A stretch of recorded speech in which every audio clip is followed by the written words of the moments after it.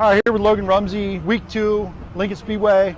We are back here, P4 last week. So I know you and I briefly talked. You felt really good after hot laps even. So that carried over into the race, it looks like. So where did you start in the race? Started 7th. Okay, 7th to 4th on a track that was hard to pass. What do you think was the difference between, you're out there racing, you pass cars, you saw everyone else. You said you felt great when you came in and got done. What do you think was the difference in the car, your attitude of your car versus some of the guys that were struggling? Yeah, the car definitely felt good all day. Right at the first couple laps of hot laps, I could drive it really good, and it started to get rough down there in 3 and 4, and I felt like my car was definitely pretty good through them. It was still getting a little out of control a couple laps, but most laps, if I could hit it right, the car felt really good. So I don't know, the track was a lot of fun. A lot of people didn't like it, but I was having fun out there. So I think it'll be similar tonight. So car should be good. And did you draw yet? Yeah, 26. Okay, so decent pill draw again. So last week I was watching the heat race and Chase Dietz was winner of the heat, but you were right there with him the whole time. When you're following a guy with that kind of level of experience and in 410s and you being a younger guy in it, is there anything to be learned in that, or is it just I'm doing what I got to do and control my race? It's definitely just if you're keeping up with them at all, it means a lot. It means your car is really good. And the last lap, I actually ran the same lap as him, like the best lap in the heat race. So I was definitely, if not faster than him, or the same speed. So then the feature, I actually passed Chase for a little bit, and he found the top and drove back around me. So he's just really good at making passes like that. But you're in the ballpark. I think you're getting closer and closer. And another good heat race today. You're going to set yourself up at least in the redraw. I guess we'll have to see what the track develops into. They're out there running right now. I saw them laying water, so it's breezy today. Who knows what we get? Would you rather have it dry, slick, or something with a curb? I think the day shows that get really slicker. They're fun because you only do them a couple times a year. But I was just out there. The top's really dry and the middle's really heavy, so it might be kind of similar to last week. Similar to last week. Well, hopefully keep it upright on all fours, and we'll hopefully see you in victory lane. Yep. Thanks, man. All right, we're here with Jordan Givler. Week 1 for Jordan, week 2 for Lincoln, but worth the wait. So tell me a little bit about what we're standing in front of, because this isn't your normal mint American flag. What I do appreciate before we you get going is that you're very much a guy's one tribute style. The Kimmel. I know you were close with Billy and stuff. So tell me what you got going on here behind us. Yeah, well, all the credit on this goes to Dylan. Dylan came to us probably just after the new year. As the news started to spread, Jeff Dorval's battling some pretty serious health challenges right now. And Jeff was somebody that Dylan really has looked up to since his childhood. He was a big fan of Jeff's growing up. As he got older and started to race himself in 358s, he got to meet Jeff's daughter Lindsay by chance at Members First, depositing his paycheck every week.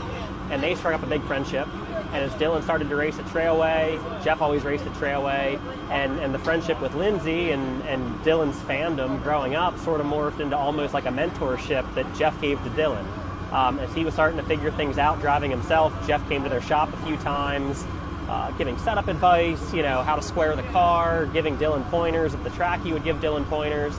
And then it was almost a full circle moment. Dylan went 410 racing in 2024, only got to run 6 or 7 races, unfortunately had a crash here down in 3 and 4, had a concussion. Those symptoms didn't clear up as quickly as he would have hoped, and he felt like it would be best for him to sit out the rest of the year, called up Jeff, and Jeff was then driving the Orwig Motorsports 410 the rest of 2024. And in the moment, it was more so just, Jeff's number, his own number was always 45. So Dylan pulled the 2D off the car and put 45 on. And, I remember very well when I was selling my own 90 racing, Jeff was here driving the Orwig right. 45. So unfortunately, here we are 2 seasons later, and, Jeff's battling, some pretty tough things right now. And, Dylan wanted to do this as a way to say, hey, thank you for the memories. Yeah. But also maybe in a way just like give Jeff something to look forward to on race weekend still. Absolutely. He's not here with us at the track right now, but it's something for him to cheer for. And we were fortunate enough on Wednesday of this week, we were able to take the car over to Jeff's house, and he was able to get up close with it and spend some time with Jeff and his wife Sherry, his daughter Lindsay, and we probably hung out there for an hour and a half or 2 hours and just told old racing stories and hung out and shared a bunch of laughs. And just a way to, thank Jeff for all the years of everything that he did for not only as Dylan as a driver and growing up, but for all the fans here. I raced so many races against Jeff and getting my ass kicked by him. I say, did you ever win? Did you ever win any of those races against Jeff?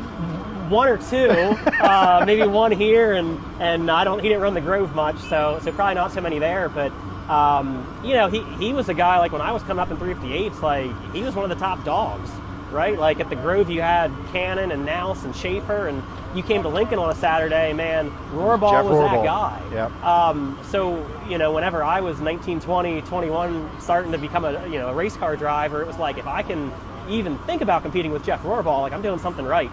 And life has a funny way of coming full circle. Here we are 16 years later for me driving, which is crazy. And it's a cool thing to, say thank you to Jeff, and, hopefully he can keep up the fight, and we get him back at the racetrack. No doubt. Positive thoughts to Jeff and the family. Jordan, good luck today, and hopefully we'll see this 45 up front. That's the plan. Thank you. See you.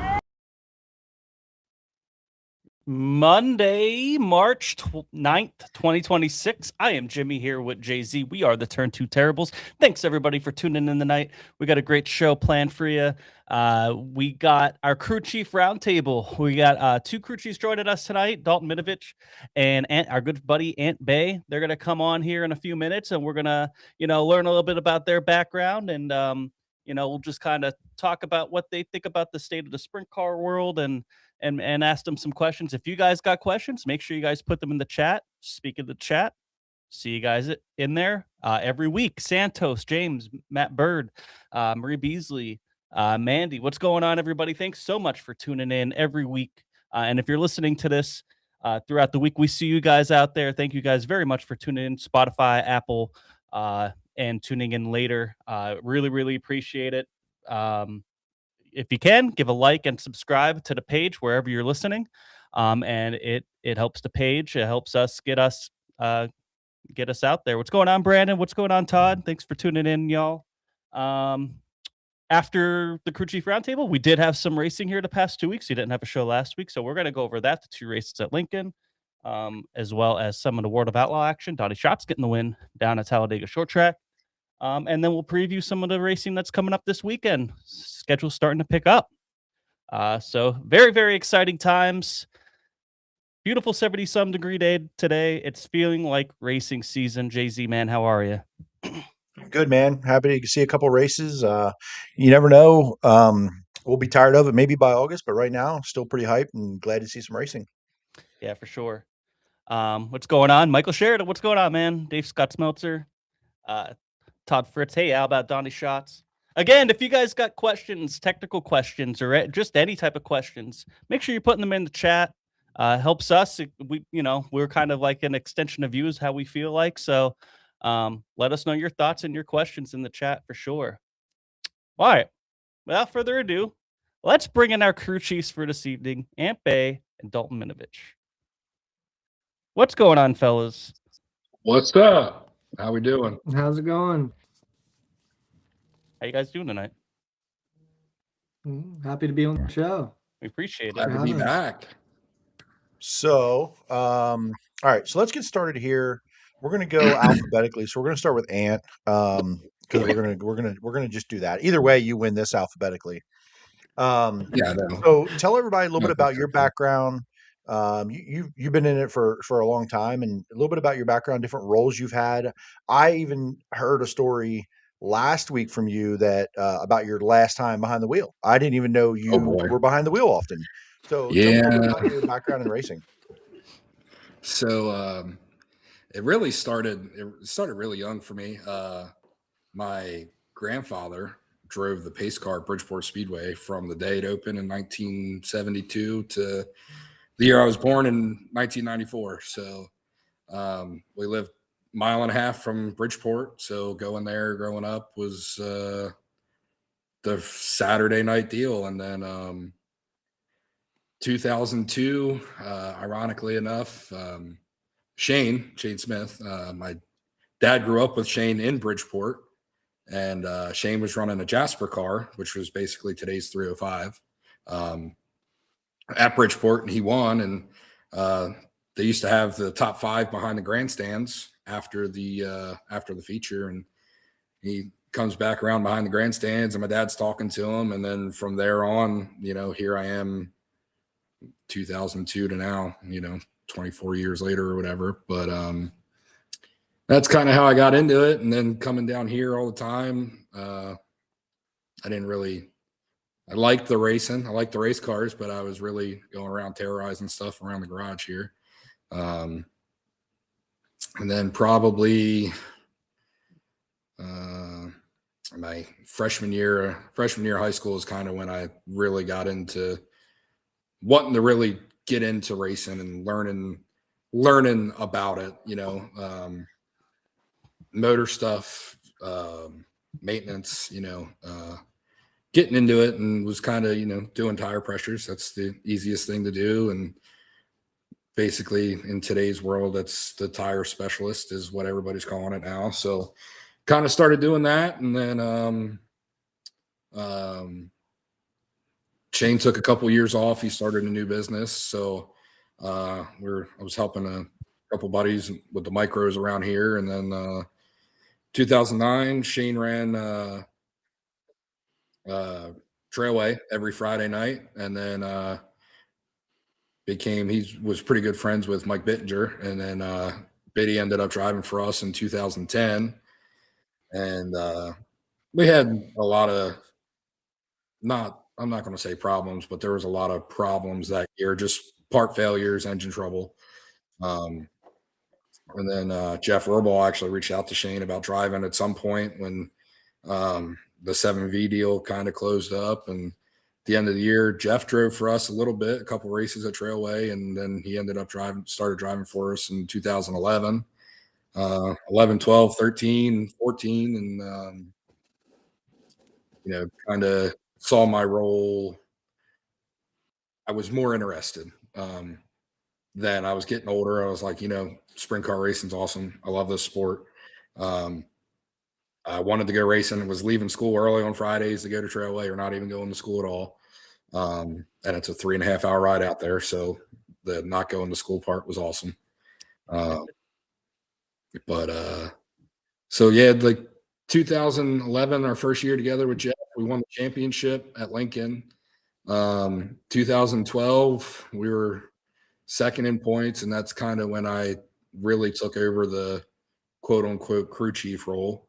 Was really doing a lot of the maintenance, started getting into doing the motor maintenance, the valves and everything. And I was still, at that time, I'm still 17, 18 years old. So, I know kids today are more in tune with it now, but then I was kind of, Shane, it's your motor. Like if anybody's going to mess with the $20,000 motor, it'll be you, not me, not a 17-year-old kid messing it up. So, and then 12, 13, Shane kind of stepped back in 14. We ran the 305 a little bit. And then 15, 16, 17, in the beginning of 18, I was helping a buddy with micro. Down here at Bridgeport, kind of traveling around a little bit. 2016, we won the Bridgeport track title with the 600 wingless, which is surprising because everybody knows I hate wingless cars. And then Jeff and Shane were talking again, and Jeff started driving for us a couple times in 18, I believe, and 19 and 20, and then the sprint car came back to me, and here I am still coming out to Lincoln almost every week, or the Grove, or taking a trip up to Port Royal, and here we are. Okay. So there's going to be a lot of questions. We'll come back to those because typically I would stop here and ask questions on that timeline. But Dalton, it's your turn. Tell us a little bit about your background, history, and what you're doing now. Well, it's funny Ant brings up Trailways because I live about 2 minutes from there. And oh crap, I was probably 8, 9, 10 years old, whatever, and had no idea what a sprint car or anything was. My dad was big into flat track racing, but on Friday nights we could hear it, and like I always kept begging my dad every Friday, like, what is that noise? What is that noise? One Friday we ended up driving around for like 2 hours just trying to find it, and we eventually found it and kind of been hooked ever since. We went to Trailways, and then the next morning, heck, this was back when they put the ad for what race was it the next day, and Greg was in the Apple car and Raymer was in the 88H, and went to Lincoln and was kind of just hooked from there. So it was Trailways every Friday and Lincoln on Saturday, and ventured up to the Grove, and I actually got hooked up with Mike Birdley then, back when he was in the Lisi car, scraping mud for the longest time. And a couple years went by, and as the years would go, he would give me, more and more things to do. Started doing tires and was able to start doing nutting and bolting on the car and everything like that. And once he retired, I actually got hooked up with Brett Mahalski, and Mahalski and I worked together for a while, with a good buddy, Joe Taylor. Good old Joe Mahalski, the guy would do anything for you. We raced them for 2 years up until, what was it, 2019. My dad and I went to Charlotte, and this is when Mason Daniel was getting ready to go on the Outlaw tour. And I saw the ad on Facebook for it, and I took a shot and ended up out on the road, and worked with him and Danny Lastoski for a year. Man, working with Lastoski, that's definitely a tough gig to do for sure. But at the end of that, just ended up not really working out the way I wanted it to, and came home and went back with. From there, I was mainly like the car chief position, and after J Money passed away, didn't really how to where we were going or whatnot, and then I ended up getting hooked up with Kyle Moody in the 2021 season to start the year. I was kind of like car chief and everything with him, really do more of the setup stuff until it was June. I actually got hooked up with Skylar Gee, and that was my first shot on the wrenches. We went, our first time together was Ohio Speed Week. The first night out, we finished second. We should have won it, but we broke a radius right rear, and it just kept us from winning. So we finished that year out. Had a bunch of fun, had a lot of success. Didn't get to win a race, but we had a couple podiums and whatnot. And from there, we went to the Logan Fenton deal when that whole deal started. And just, I'm sure everybody's heard the horror stories of Logan Fenton. But it was time for me to get out of that deal. And and ended up getting hooked up with Sam Haferteet and worked with Haferteet until it was probably summer of 23. I forget what year it was, 20 or whatever. 23. Yeah, 23, and then came home and worked with Devin Bredeman, who now is the tire guy for Brian Brown when he raced, and wrenched for him, and helped Charlie Sarkach. Got to run Knoxville Nationals with Chad Kemen and all that, so that was a pretty cool experience. And then after that, Ant's actually the one who got me hooked up with my current deal with Hayden. Last year we ran RC, and then I pretty much got the opportunity of a lifetime with where I was working at. I got a phone call one day from Sam Elliker, and I thought I was getting fired because he called me down to the office, and he's like, "Hey," he's like, "You know what's going on with Donnie?" Yeah. He said, "Well, we're gonna field a card to finish the year out with Donnie. Have fun. You're going out there with it." And that's really like the biggest opportunity I've had with wrenching for somebody. And I still am in Sides and Donnie for having the trust in me to be able, run that deal, put that program together. And I mean, hell, we almost got a win at Charlotte. I mean, we had some pretty good runs for, I feel, with what we had and what we were doing. And I wish it could have continued, to be completely honest. I had a lot of fun, learned a hell of a lot from Sides and Donnie, and with Sam's connection to Silva, I got to learn some stuff from Silva, which I think helped me become a better wrench that I'm now trying to put into the program with Hayden. Yeah, there's a good Lord. I guess I could have had a pen and piece of paper here.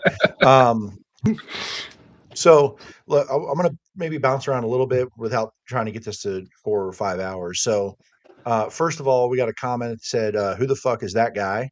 And then, "Why That are you was so slow in my brother. iRacing?" And Yeah, so looks like you got a lot of fans, for sure. everybody loves the fat guy. Ampe is my hero, says No Nick doubt. Lowe. Yeah, Biggie Oh, cheese. he's lying. But Logan Rumsey wants to know why you're so slow in iRacing. I suck at driving. Jay-Z is going to ask me the question about driving here in a couple minutes, so you'll figure out. You might just do this. You know what? That's a great segue. So tell me, or tell everybody your driving history, because I probably saw this happen and didn't even realize that Probably. I was going to know you someday down the road. So give me a little bit about your driving history and then your final event right. of your driving career. So, so kind of going back, like Shane has been, in my life since I was 7 years old, and 2013, well, 12, 13, we had 358 cars.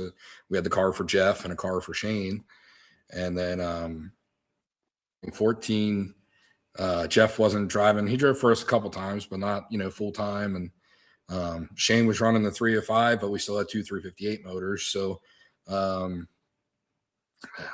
I don't remember if it was him or me or somebody had the bright idea to take 2 cars to the racetrack. And we were going the trailway on a Friday night, and we were 3/4 of the way out there. It rained. They canceled. So at the time, we had the toter home. So we just pulled in Lincoln's parking lot, toter home and Jeff's car in one trailer, and me with the pickup and an open trailer with the other car. And I did a couple laps at Lincoln, but they weren't very fast. I don't think I think I hit the gas and maybe turned 4,000 RPMs or something. I was scared of the thing, to be honest with you. It's a lot easier to sit out there and be like, man, why is that guy, not stepping on the gas? Or it's definitely harder than it looks, for sure. Because I got in there, and boy, did I my balls were up in my gut, and I definitely didn't really talk shit on much how somebody isn't up on the wheel from that day. So putted around Lincoln a couple times, and then went to Trailway probably 5 or 6 times, and every time I got better. I never raced anything ever. I had a quarter midget. My dad bought me a quarter midget when I was 10, 11, something like that. I ran it in the backyard. Never made it to a track. So, and then, so yeah, ran Trailway 5, 6 times. And the last time I was like, you know what, let's get on the hammer a little bit, and cooked it in the wall off of 2, and did a little back and forth action and rolled it over a time or 2. And that was pretty much it. It was like, yeah, all right. Let's reel it back and actually work on these things instead of trying driving them, because I wasn't going anywhere fast. So yeah, that's pretty much it. I want to see you try to get in like a quarter midget right now. Right now, you get a leg in there, maybe just maybe. I might get in up to my knee. That's probably about it. I mean, there was one at K1 a couple weeks ago. We could have tried to put. Oh yeah, I'm so happy nobody took any pictures of that. I'm so happy. I'm so glad. Well, I'm sure they would have surfaced, because Wyatt Hinkle definitely would have been making fun of me if he was taking pictures. So absolutely. I mean, your group takes pictures of everything. I don't know how someone didn't. Because we all left our phone with Wyatt's girlfriend, and so she probably has the pictures, just they haven't been released yet. Dalton, driving career for you. Have you been behind the wheel in a competitive way other than K1 or Speedway 94? A little bit. It only really accumulated to a couple of times. It was just I never really could afford it, so I gave up and realized that just turning wrenches on it was the best thing, and that's what I needed to try to get good at. Yeah, fair. Yeah, I would love to, but I'd be like, Ant, I don't know if I go over 4,000 RPM. I talk a big game, but I probably would be scared to death of it. Probably I tell you what, of though, crashing like it more than going fast. not Logan said I'm slow on iRacing. I get it, but I think I could probably get a car around a little bit better now than what I did thanks to iRacing. Yeah. Like I always have this like false confidence about it that I could probably like, not competitive, nothing like these guys that do it for, every weekend, but like feel like I wouldn't be a complete embarrassment. You know what I mean? Just from the layouts, the corners, you just got to get the feel of it. I don't know. I just probably way overconfident of this. Like, yeah, I could do that. Anybody. Yeah. Anyway, and so I want to go back a little bit. Um, those Trailways days. I mean, there's nobody I talk to or come across or whatever that talks about Trailway and no one ever brings up anything that they're like, man, I don't miss going there. No one. Like Right. 0 out of 0.0% of people go, are all there. Every single person's, man, I miss Trailway, miss going to Trailway, miss watching it, miss being a part of it. What was it about that place that the mystique that's kind of carried on? Is it just one of those things where we really miss it now that we don't have it? Or was it really something different about that place? I think Trailway made you a race car driver.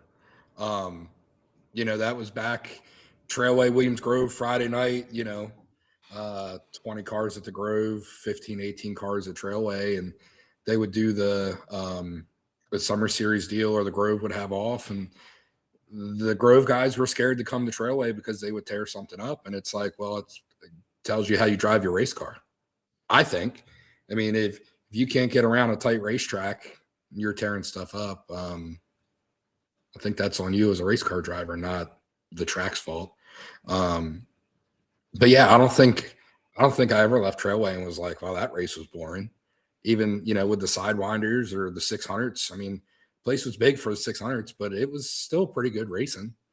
So yeah, I think it's probably like a little bit of both there. Like, we miss it now that we don't have it. But I think the racing there was, kind of second to none. I think I would have liked to see more 410 races there recently. But they never got it, and it was terrible. Like, even kind of how BAPS was a couple years ago with, running Sunday shows, but only getting 18, 19 cars. And it's like, well, a lot of these guys have work Monday morning. Nobody wants to, race till 10 o'clock and then go to the car wash and then get up at 5:30 in the morning, to go to work. So, but it was tight racing. And there was I remember Wyatt was telling me a story one time, and it was kind of when he was first starting, and he was like, I thought I was on the bottom. And then here comes Jeff Rohrbaugh. And it's like, he's on the bottom and he's an inch away from me the whole corner, and he's not touching me. Like, there's a lot of guys that you can't do that with in today's world. You can't race close with, or, they'll punt you. But yeah, I think the Trailway just made you a driver. You had to attack it. You couldn't just, if you were laying back and being lazy, or not even lazy, but, trying to take it easy, you're getting lapped in 3 laps.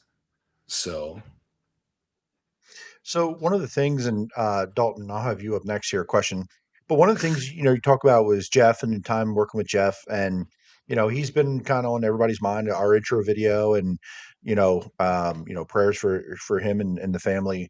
But I remember watching Jeff at Lincoln in the 358s and just dominating there. Right? It was Lincoln hasn't changed a lot in a way where the 358s don't have a ton to race on some nights, where it's just around the bottom. But Jeff Rohrbaugh still won tons and tons of races, being handicapped to 8th, 10th, 12th, and it was one lane, and he still made it work, right? yeah. When you get to work with a guy like that over the years, obviously you're a young guy. You kind of grew up working with Jeff for a lot of years. You learn the knowledge about the race car, and like, hey, I can bolt it together, and there it is.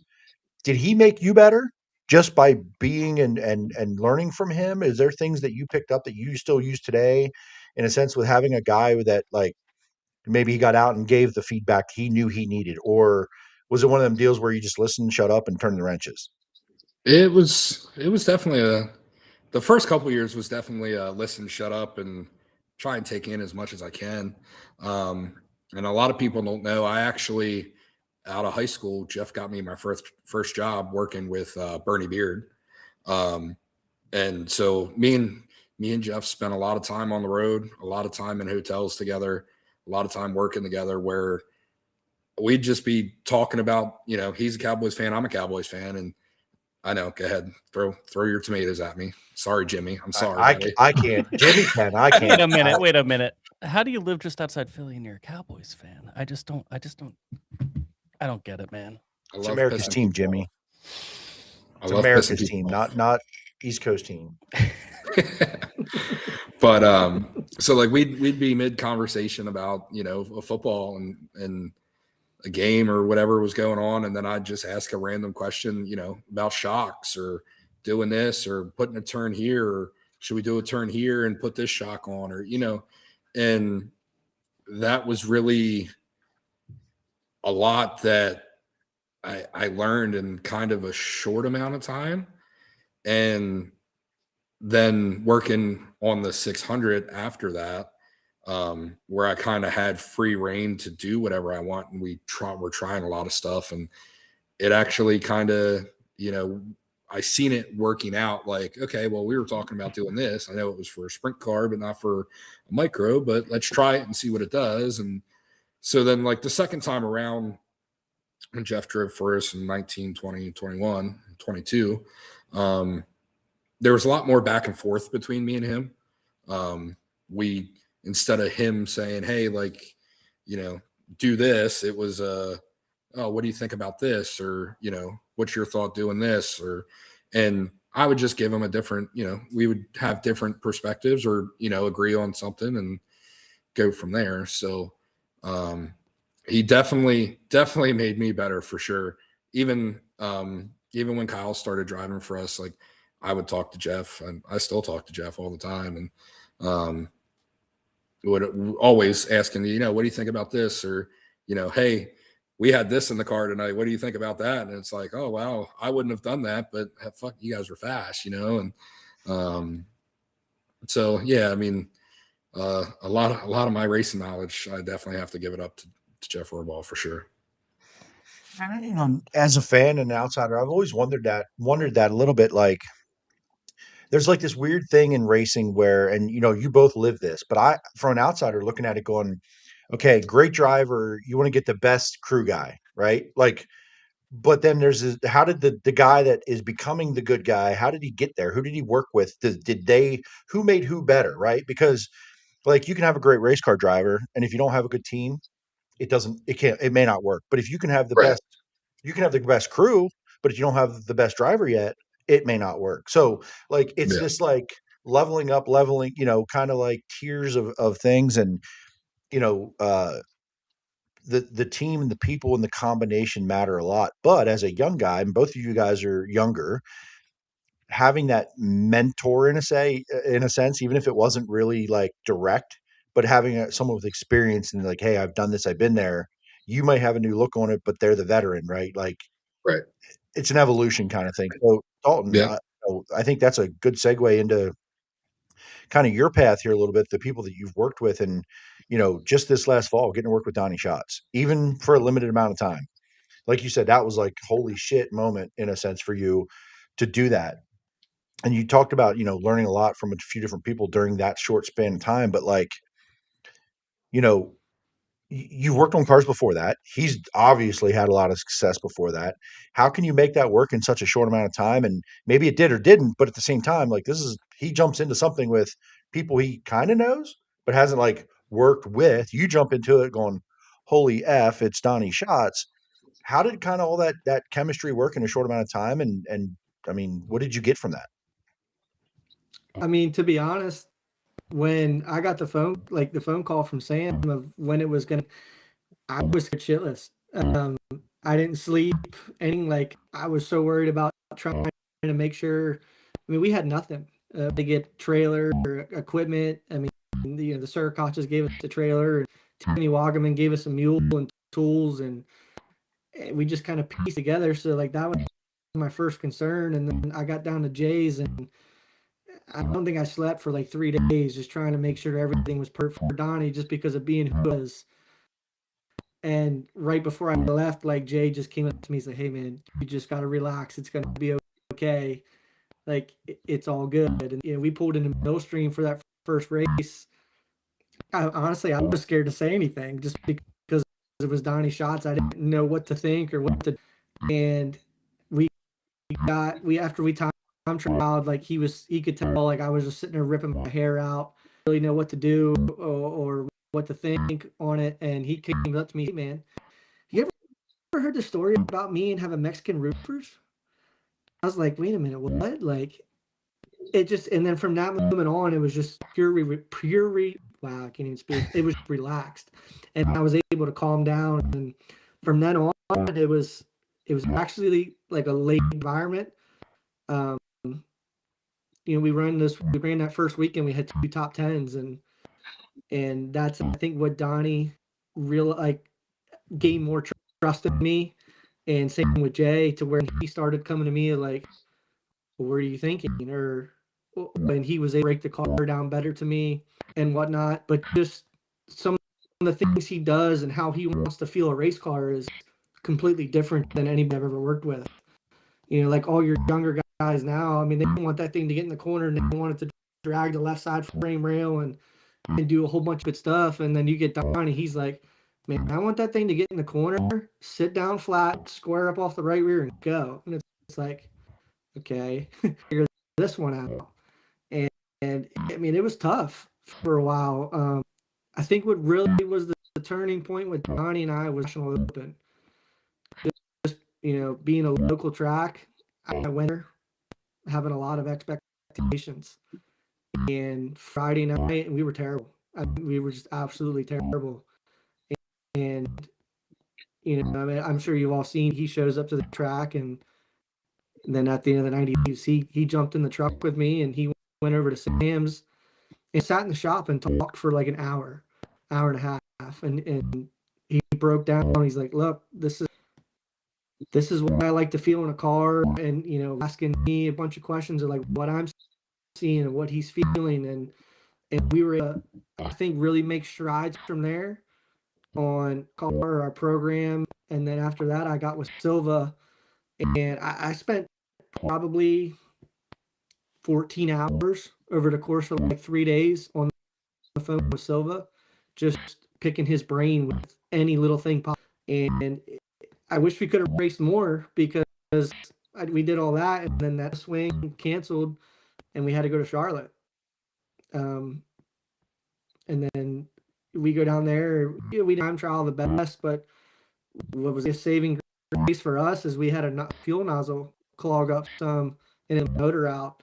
And Donnie came in and he said, "Man, this thing's getting blow up," but it took off like a fighter jet. And Sam was there that night. He said, "I don't care if every rod out of this damn thing." He said, "Go out there and park it on the front stretch." Said, "Okay."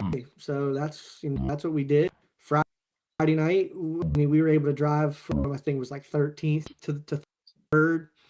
And then Saturday night, I got stuck in that heat race a little bit where it was just heavy after it rained. But come feature time, we were really good until we got caught up with that wreck with gravel. And what killed me was Don. He's like, "Man, this car's 10 times better tonight than it was last night." And I'm like, "Thanks, bud. Like, just, thanks a lot."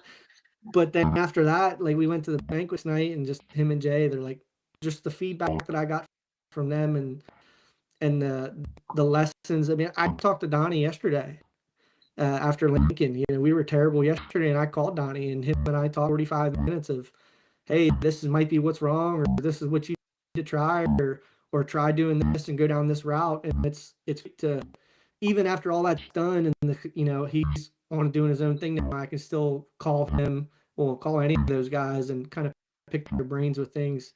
So it was really nice to be able to build that kind of ship with those guys. To who knows, maybe one day we'll end up working together again. You're muted. What's interesting, like hearing that, is By the way, I have to give you a little bit of thanks for the interview opportunity we got with him. Maybe put in a good word for us, like, hey, these guys aren't assholes. You can trust them to, not make you look like an idiot. So thank you for that when we got that opportunity, if you had any hand in that. But when we interviewed him, he seemed to be in like this state of relief, sort of like, hey, clean slate, even though he really didn't know what his future looked like.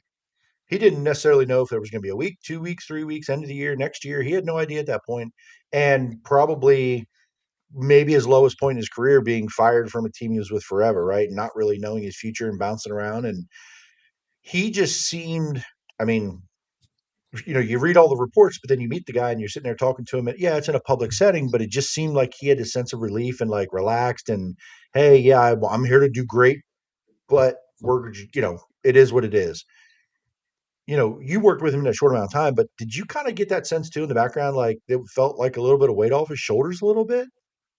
Yeah, that first night at Millstream, we were done. We finished top 10. He's like, man, this feels good knowing in this car for the rest of the year. He's like, I'm not bouncing back and forth. He said, I know who my guys are. I know what car I'm driving. I know what trail I'm up to. Everything like that. And it was I think to him, a sense of relief. But I noticed a different Donnie Saturday night. He was always laid back, cool, calm, collective. And when he walked in the trailer Saturday night at Charlotte, it was a different mindset. But I also felt the same way because that was the last shot. He won a race for 29 years in a row, and the mentality on I think everybody Saturday night was it's game on. And before he said flat out, he said, guys, we're either going to park this bitch on the front stretch, or I'm carrying the fucking back. And sadly, we got brought back on the hook, but his mindset, I think, was different that night, but it was definitely a relief for him, just knowing he was going to be in the same, the same guy, same group. And he was racing with Jay. Him and Jay are such good friends that I think he had a lot of fun just doing that, just being able to hang out with Jay. So I want to kind of wrap up the sort of this segment with each of you with 2026. And Dalton, I've seen you at the racetrack. I've seen you working on a car that's racing at the racetrack. But Aunt Bay, we have not seen the 00 yet. So now listen, it's only been exactly 2 races in Central PA. It's only been March 9th. But what's the plans for the 00 this year, if any? I know that there's some changes to the program, but it may be a little bit of a muddy vision at this point, but what's kind of the idea, if you have any? So, the beginning of the year, I got a phone call from our engine builder. It said, "Hey, is your driver quitting?" I was like, "Not to my knowledge." And that night came home and all the seats were gone and everything. So I was like, "Oh, I guess so." And I still haven't really talked to Shane about it, honestly. 2026 is still kind of up in the air. We'll be out at some point. I don't know with what or with who or where, but we'll be out sometime. I just can't pinpoint to tell you when or where we're going to be. I don't know. It'd more than likely be with the 358. We blew the 410 up at the end of the year at Bridgeport with kind of a self-inflicting wound. Yeah, so that's kind of where the 00 is going to be at this year. So do you have a fire suit still or no? I can tell you right now, it's not fitting if it is around somewhere. I gained quite a few pounds since 2014. So And we all probably have. Billy's been here. I think he could ask Heather. She's pretty good with sound. Might be able to. Oh yeah, Heather, can we do that? Billy, can we get Heather to do that? That'd be pretty sweet. I would love nothing more to wear a Billy Dietrich suit. That would be awesome. I just want you to be. Should I say Billy Dietrich suits. I'm quite a bit bigger than him. So. And Dalton, I know obviously you're working with Hayden. Like you said, that was sort of a hookup with Ant. A little rough start to the season. We kind of banged one up, and then tell us a little bit about the start and kind of what you're working on. I was there. Yeah, I mean, I'll be completely honest. Tearing that car up was a self-inflicted wound. We had that heat race. You took that video. That thing got up. It just stood up, and when it slammed down, I honestly I take responsibility for it too. We had a bolt break in the front axle, and it dropped the radius rod it, and that's what tore a car up. It sucks. The first night of the year, destroying a car. Luckily, it tear it up too bad. We actually just got it back Friday from getting repaired. So the plan is with that car, after this weekend, we're gonna take the time, get that thing back together, because that was primarily our 410 car. It had all of our lightweight parts on it, stuff like that. And then the car we're running right now is 358 car that we're gonna run at the Grove. But we brought the last year with the 410 a couple times, and it's just different. It's just very different the way it reacts and the things it does, and it's just like going back to the drawing board. This year it's a whole new engine program with Hayden. We're 100 horsepower more with the 410 this year than we were. So it's kind of just getting back to the base of figuring out what it needs and what we need to do moving forward. Like, I know this car that we're running right now is really good with the 358, but that's it also has a 150-pound heavier motor in it. So kind of went back to the drawing board. Hayden and I have. I mean, we've talked all last night, all day today on things we need to change, and even speaking with Ann on it too, of picking Hayden some on it of how do we get this thing better, because we'd be able to have roll that car out if we need to and still be competitive. So I mean, it sucks. The first two races have gone the way they went, but it's 40 some left to go. So I think we'll get rolling in the right direction. Does the team have the resources to do some testing in the middle of the week if you need to? Is that something in the plans for you guys? I think we could. The hard part is Hayden lift. So it's really difficult to get him to the racetrack and then get him back to work that night. Saying we couldn't if we really needed to, but we only have the 410 right now, so we're trying to make sure we don't do anything dumb laps wise and stuff like that, because we are on running a pretty good schedule. So I mean, yeah, if we need to, we definitely will, but at this point in time right now, Is that boy done with the 360 thing? Did he give up that experiment? Because it seems like the rest of the Northeast has. I think everybody Well, giving up with 360s around here. Yep. Yeah, we Because I know he's ran with that series the last couple of years a lot, and it's like, well, I want to say he's ran with that series the last couple of years because they don't run a lot, but was that hindering his seat time and his learning curve getting going and getting up to speed with as a 410 guy? I think maybe they a never little bit. raced. Yeah. Yeah, I mean, we had a lot of success with the 360. I mean, I think we won 5 heat races last year, and we were a top 5 car every night. They only had 6 cars show up. Yeah, I'm just kidding. I'm sorry. Seriously though, there's some reality to that, right? Like, yeah. No, it's a little different. I think it's different running with that URC group when they're 8 times a year and there's 12 cars and 6 of them are good versus 24, 27 358s or 24 410s at Lincoln. It's different. Yeah. Not to say, and those top couple of URC are good cars, but you just don't run enough, right? I think that experiment's almost at its end.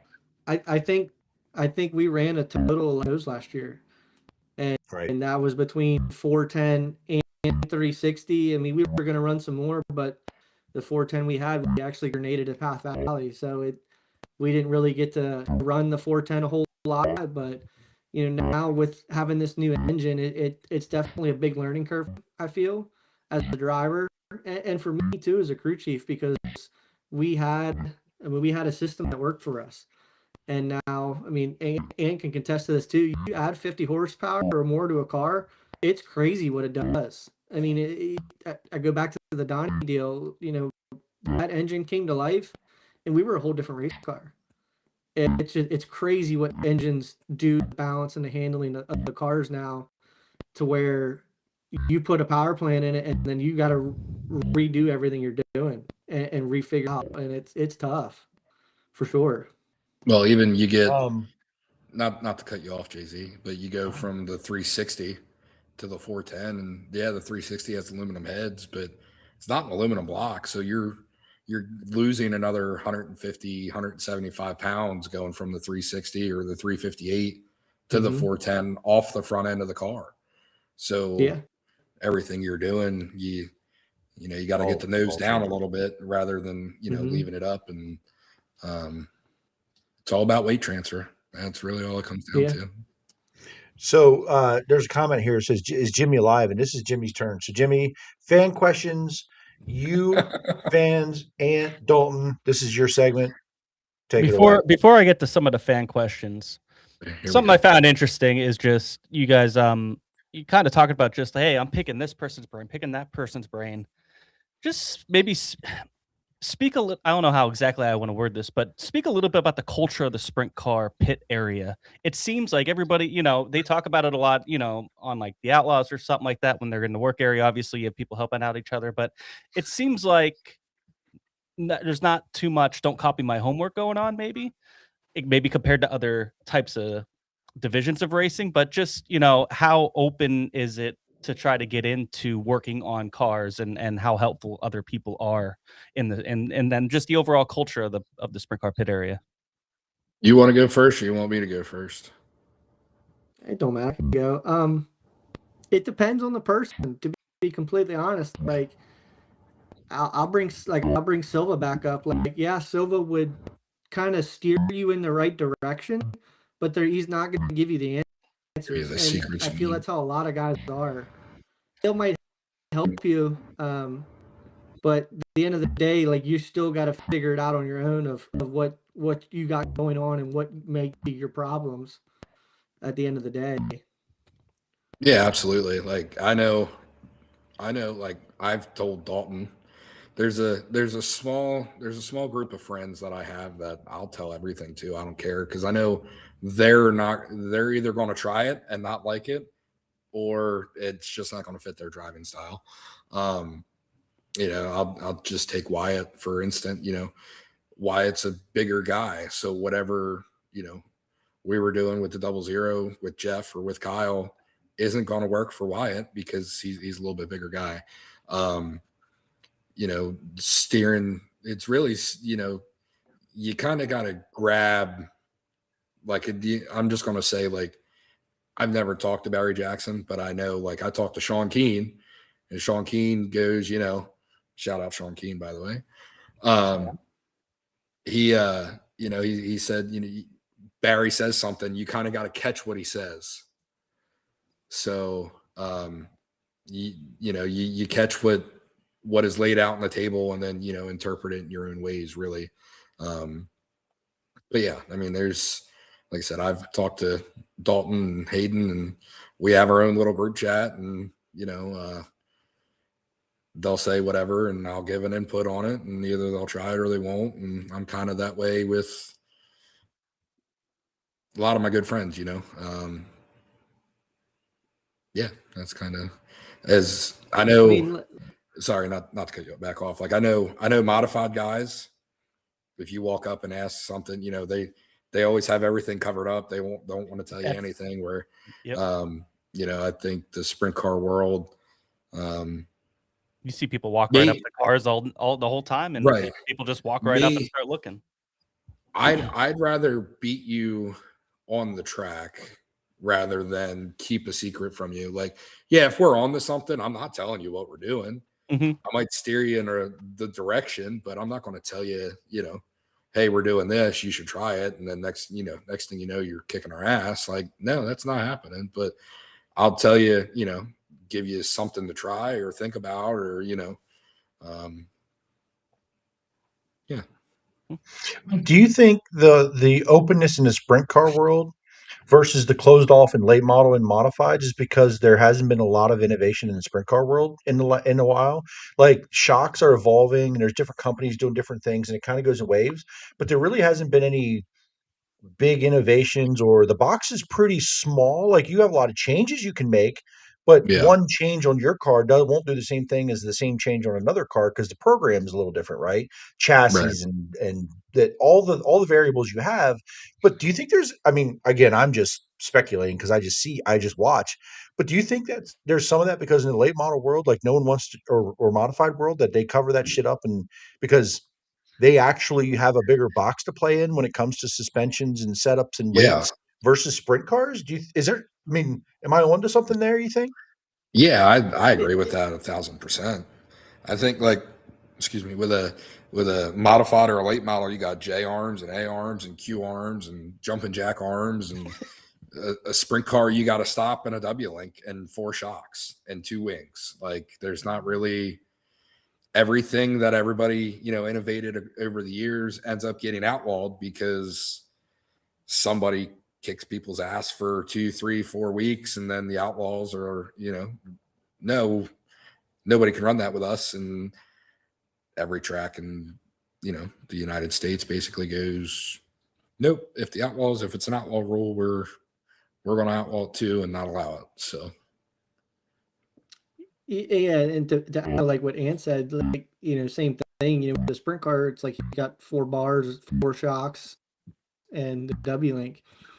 Um, Seeing the late model side of it with Donnie and his nieces, you almost like have like a major in geometry or whatever to understand what those things are doing. I mean, there's probably 300 different bar combination angles and measurements and stuff that you can change on them things. One little thing can make a huge difference. But feel for the sprint car side, you can't really see what somebody's doing just by putting an eyeball in the car. Like you can look at the stop and you can see, oh, well, this found out, but that just might be how somebody puts a stop on the car. Some guys run it with a lot of pinch bolt out and some don't. But you look underneath of one of those cars, you can physically see where those bars are and the angles that they're doing and whatnot. And that I feel easy to be picked up and mimicked than what it is. So I mean, really, with us, you can see somebody's height on their car, and that's about it. And what kind of shocks they have. That you don't know what bars are in it, or what your shock numbers are, or any of that. Yeah, I find it. I think you guys explained that really well. It's definitely interesting, just kind of the differences from being in those the different types of pit areas. Santos asked a great question before. When someone comes in and says they're chasing grip, what's the first adjustment you go to and why? where are we chasing grip Well, at? yeah, Middle Yeah, off the that- need corner? that's a more good question. information. Or are we spinning wheels down the straightaway? What are we doing?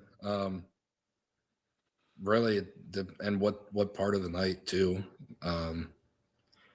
Chasing grip, feature time. Go to bars, shocks. Shocks will probably be the easiest. I mean, you can do that in the work area. Shocks first, air pressure. I mean, that's kind of really it. Without getting too carried away with changing a lot of stuff. Really, the first thing would probably be shocks and air pressure. That detuning on your engine, that you have that in your pocket as well with what you can do with that. Hold on. There's a lot Can I of. jump? Whoa, Can go I ahead. jump? Can I jump back here a little bit? Yeah. So I see Lindsay's here in the chat, and I seen that she called me Ant Pond in the chat, and I think Yeah. Yeah. Adam That's what I was was trying the to one that find. brought it up. So the first time I ever started the sprint car at Trailway, and I think this is where I scared myself shitless. Trailway used to have the roundabout out in the field where sprint cars got heat in the motor, and we would always kind of park out that way. And started it up. First time ever starting the sprint car up. And Shane's like, yeah, just pull it out of gear. If it's hard to come out, just give it a little gas and it'll come out. And okay, go to get it out of gear. And I'm like giving it gas, it's not coming out of gear, and it's not coming out of gear. And next thing I know, I'm like half throttle going through the pits, and I'm like cornfield. And then I turn left and it's like pond, and pond is coming quick. So I blacked out for a second, to be honest with you. I don't know what the hell I did. I ended up sideways next to a fence post and a trash can. Car was off, and I'm like, nope, Shane, you can run. I'm good. Like I'll stand here and watch and cheer and work on the car. But that was kind of, and then Shane goes out for hot laps and comes back in and goes, oh, this thing's hard to get out of gear and the throttle's sticking a little bit. And I'm like, and I'm the crazy one here. So, yeah, that's and it's fun. It's funny you bring that up because what was it in 2022 with the Suricot car, and right at the Knoxville, we were putting the car together for Kemenol. And at Charlie's house, you come down the driveway and make the left going towards the shop, and then out back of his shop is a big gravel lot. Well, we forgot to put the spring on the throttle to get it to pull. And I'm coming down, like I fired out, I fit in the seat, and next thing I know, I hit the switch and it was wide open. Oh God! Down through the center of Charlie's shop, and luckily didn't hit nothing. Back lot, just sitting there, I cranked it all the way to the left, sitting there doing donuts, panic, I didn't know what to do. Yeah, right. Finally, realized that, oh crap, I can turn it off and hit the switch and get it to die. But I'm telling you, sitting there doing 20 donuts, I'm half dizzy, scared shitless. Yeah, I'm telling you, that was definitely I shit you not, I'm sitting in the car like cornfield, and I turned a little bit and I'm like pond, shit. Yeah. Good thing I had an extra pair of underwear in the Do you keep a backup now, just in case? No, not now. I know I'm not getting in the car and going to end up in a pond. So. Billy Dietrich asked, Dalton is a man of many talents: race cars, excavators, pool installations, and flying chairs. Can you explain this comment? Oh boy. Well, Billy and I have always been for a long time, and run equipment a little bit. And Billy and Heather had the idea of putting a pool in the backyard. And I'm sorry, Heather, if you're watching, but it was her terrible idea to task it to Billy, Seth, and I to put a pool up in the backyard. Right now, their pool actually has a deep end, even though it's one of them pieced together ones, probably 6 inches off or whatever. I remember her coming home the one day, the water truck showed up. We somehow got it up together, and we're all sitting there holding the liner, and we just turned around and walks inside. Had no idea we had to cut the top of it off to get it to slide into the track or whatnot. And then so it was a fun time. And then the flying chair part, Billy actually came with Mahalski as a driving coach for a little while. So it's kind of funny that Ant's brother's wife now was kind of the PR person for Mahalski back then. And we left Lincoln, and I forgot that the folding chairs were on top of her. So we're going down the turnpike, and next thing Lauren's behind us, and next thing I know, I see headlights going left or right, and we're doing 75. And I get a phone, and I'm screaming bloody murder. There was 3 chairs that flew off the top of the trailer going down the turnpike at 11:30 Was that when she had the Nissan? I have no idea if she had it at that time, but I kind of felt bad. But now looking back on it, it was funny as shit. Oh, absolutely. Absolutely.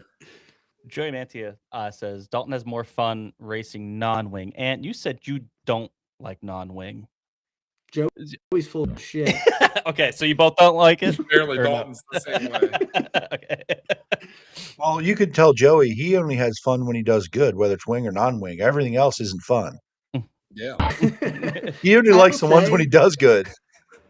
I will say I did Drink Week with Joey, for 2 years, and I went to SmackDown. It is cool. It is definitely a different experience.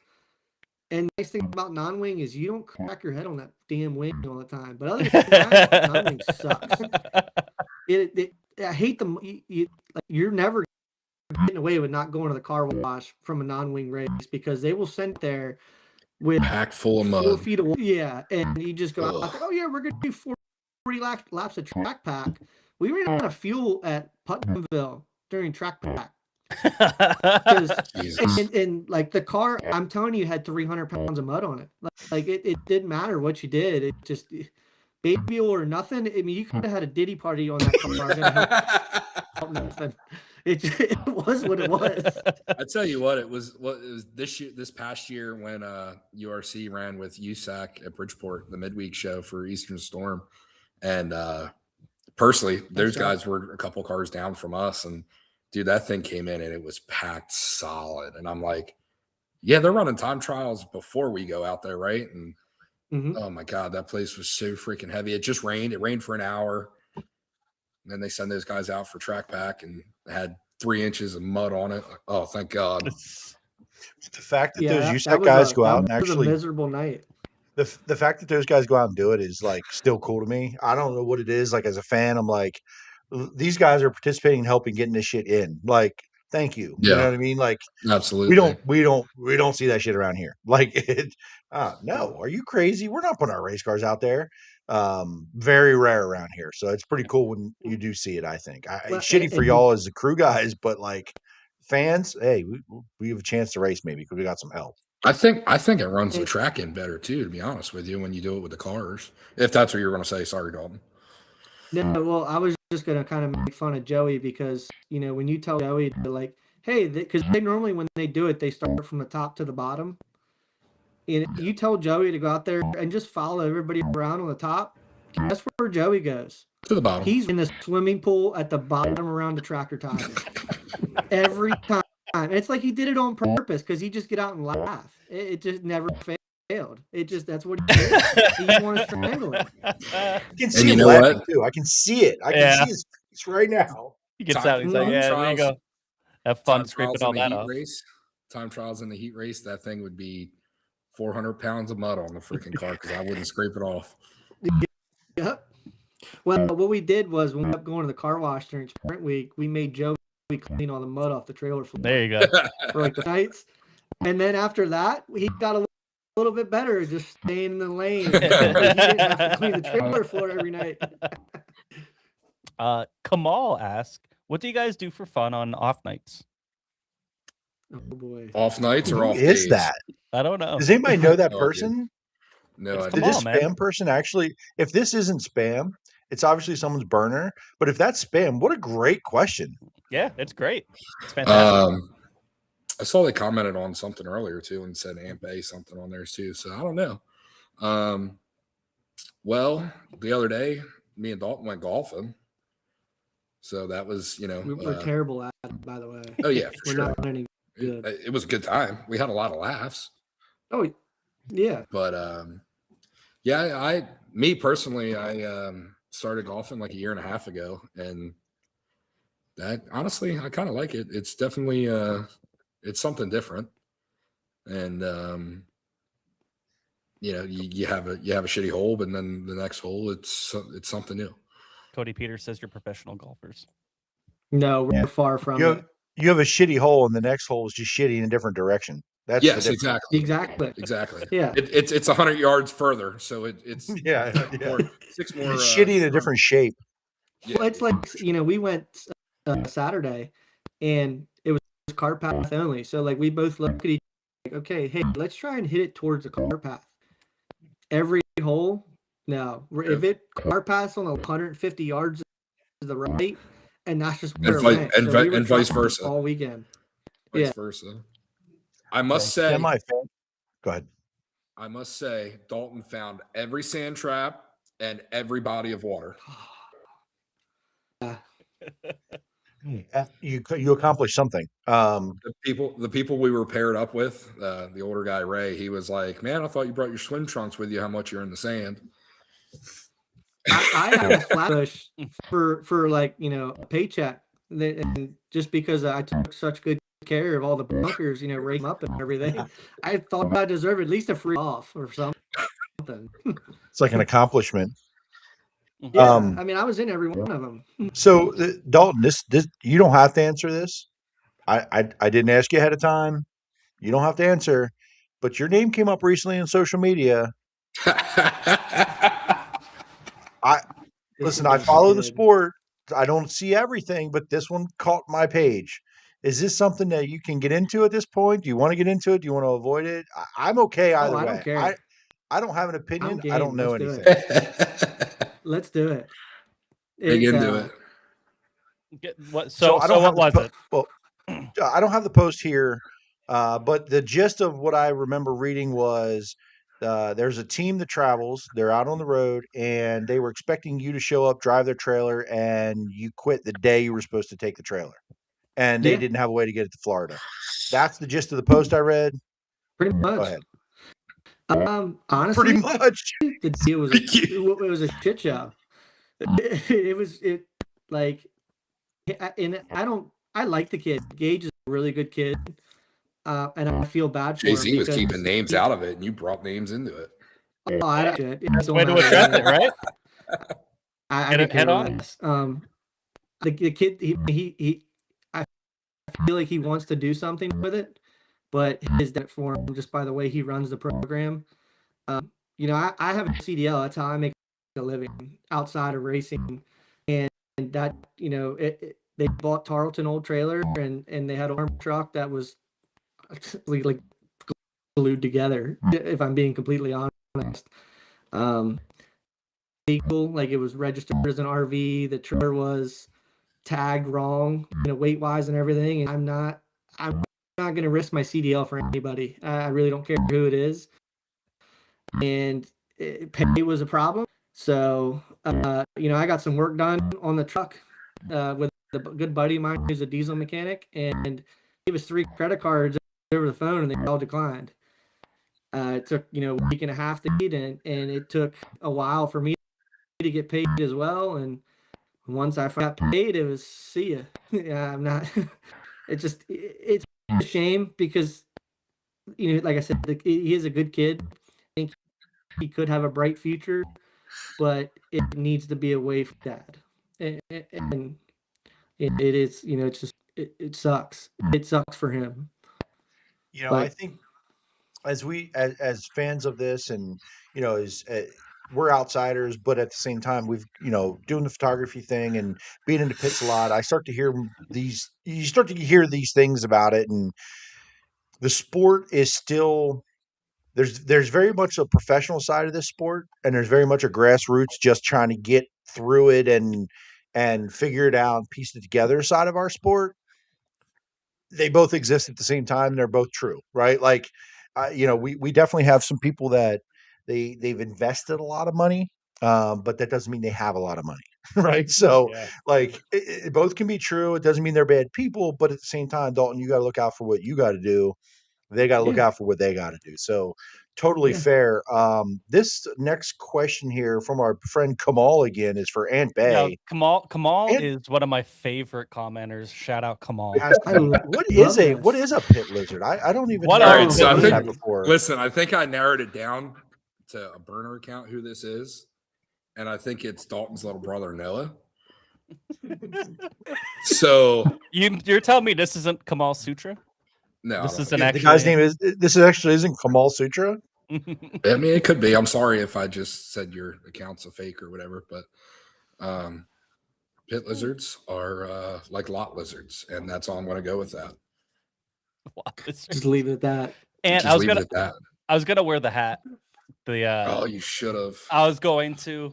Kim even made a joke about wearing it, and I didn't. But that would have summed up. I kind of forgot that about part. that hat. That I need to get one, and then if I'm on again, I'll just wear it. I should get one and just leave it in my Jeep fact- and put it on fact- every time I'm at the racetrack. The fact that I got it at the Tusky makes it even better. Oh, hell It's yeah. just so good. Absolutely. I like Zick's comment there of the drinking a lot of beer on the off days. Zick was definitely a big part of all that beer drinking on off days, I will say. Zick has been drinking a lot of beer and a lot of off days. Christ, they won 6 races already down. Yeah, hey, congrats to those guys. Yeah. They definitely got something out down there, and it's working for them. Yeah, for sure. Jaden Bingaman asks, what is one of the first things you wish you learned quickest when starting out? You guys can both answer it. Don't think you You know go everything first. right off the bat.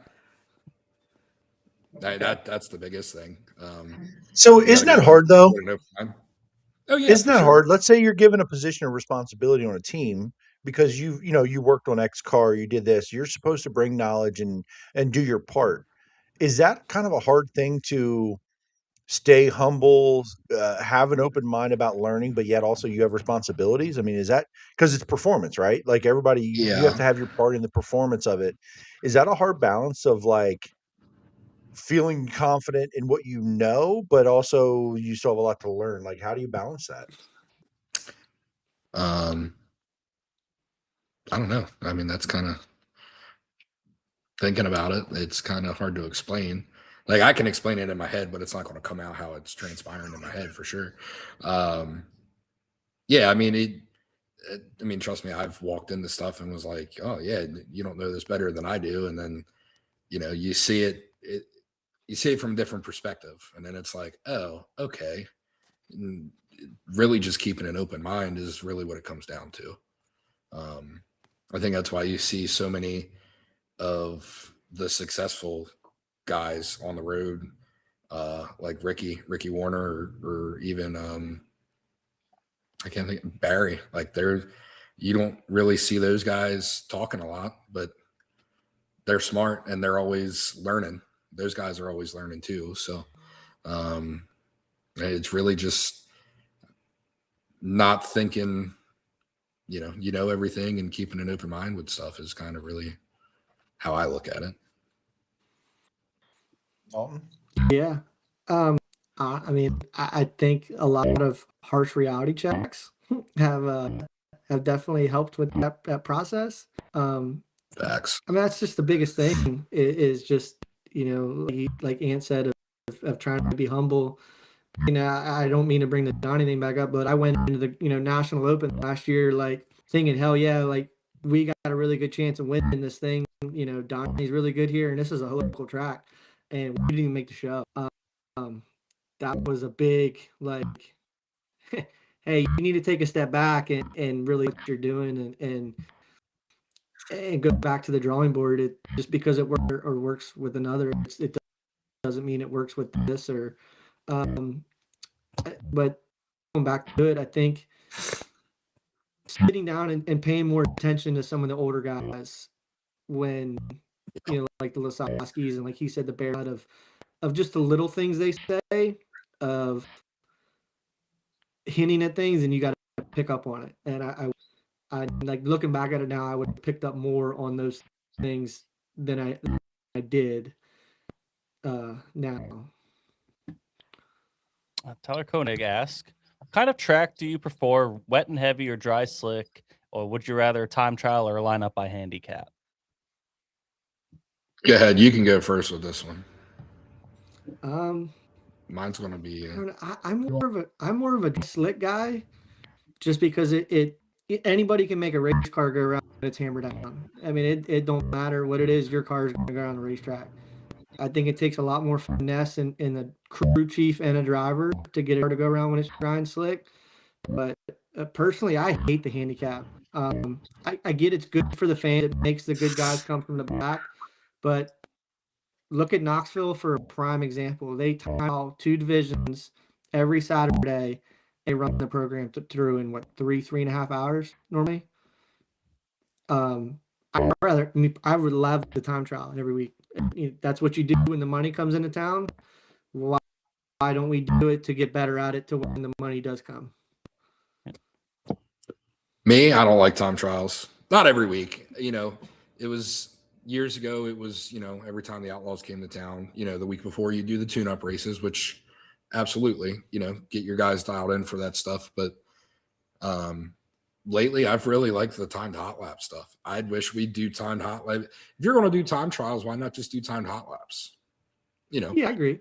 At the beginning Or of a the weekly, year. like a weekly regular show. Yeah. Yeah, like, okay, Yeah. I get you at the beginning of the year. Like, if you want to do a couple time trial shows or, just regular pill draw shows. But then, like, April, middle of April, why are we not doing timed hot laps? Come in, do your pill pool, do it the old all-star way. You're time trialing with your heat race that you, and then invert 4 or whatever you want to. And then the feature have a redraw. I mean, there's the handicap thing is, and we're guilty of it. I mean, I don't know how many we've played the handicap game at Lincoln for so many years. When we weren't running for points, you run a couple weeks and get your money earned up, and then all right, well, we're going to take off and not run, and then we come back and okay, yeah, I get it's your last 3 races, not 3 races total, but everybody else's money earned so much higher because they've raced more. So, you start in the first couple rows and naturally you get a track that's rubbered up on lap 5 and you get the lead quick and it's over. So personally, that on that side of thing, my younger days, I'd always bitch and complain, water the track and give us something to, run on. The older I get, the more I realized a dry slick is you see more of the car and the driver rather than somebody that can just stomp and steer. You can train a monkey to stomp and steer a car in time trials when it's 13-second laps, but let's see that monkey stomp and steer when it's 15-16-second laps. Sure. Santos asked, was there ever a night to where you knew you nailed the setup? And I'll let you first. I'll be right back. Okay.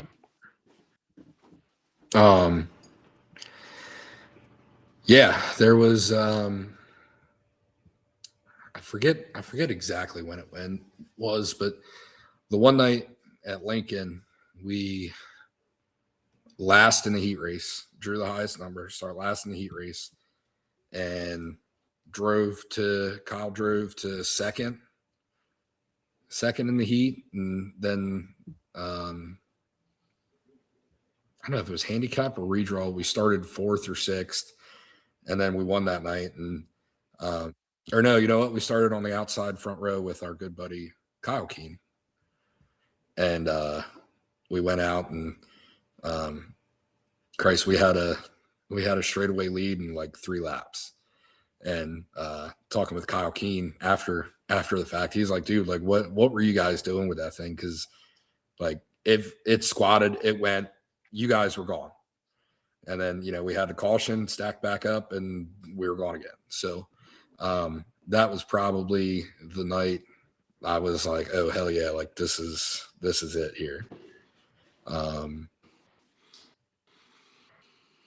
I can't really think of like all night long. I can't think of another time where we were, money all night long. Pretty rare, right? I mean, yeah, to be all night is, there's been plenty of times where we were, even with Jeff, we were terrible in a heat race, start 14th, 15th, and then get up to 3rd, 4th in the feature and just run out of laps. So yeah, that's kind of what I got. I think for me, it was probably the Attica, the first night of Ohio Speed Week in 21. We rolled out of the box and we were hot laps and fastest, quick time, won the heat race, won the dash, and damn near won the feature. Other than that, I think that's probably the only night I think I've nailed it. We came close a couple of times, but I've never had a perfect night like that. So, Brandon Zirk asked, is there anything you could do setup wise to prepare for a choppy, rutted up track like Lincoln had this past 2 weeks? Yeah, leave the car in the trailer at home. yeah. It all depends, really. You can run more air pressure. You can stiffen your shocks up. You can run stiffer bars. It kind of all depends on where your driver is going to go as well, and how he's going to attack those corners. If they're real ruddy and stuff like that, he's going to drive through it and be in it in the middle of it. Yeah, you might raise your air pressure up and maybe stiffen your compression up on your shock some, and might even run stiffer bars just to kind of keep the car from really bottoming out in it. But other than that, it really on where you're going to go on the racetrack. You got to be. I will say this. You got to be. Go ahead. I talked to a crew chief from that day, from week one, the Icebreaker, and they decided they were going to set up the car to get down the straightaways. And the straightaways were slick that day, right? So they said, okay, well, we're not going to be great through the bumps if we have to go through them, but you're going to get off the corner and you're going to get down a straightaway where everybody else is going to be spinning their tires. Where I think a lot of guys say, hey, I want to be free for the bumps so I don't get too tight and bike and maybe roll. Where they were like, they tightened the car up and said, you're going to be really bad over the bumps, especially early with the fuel load, but you will get down the straightaways. Well, guess what? Mm-hmm. This car passed a whole bunch of cars, ended up near the front, and made almost all their passes off the corner down the straightaways.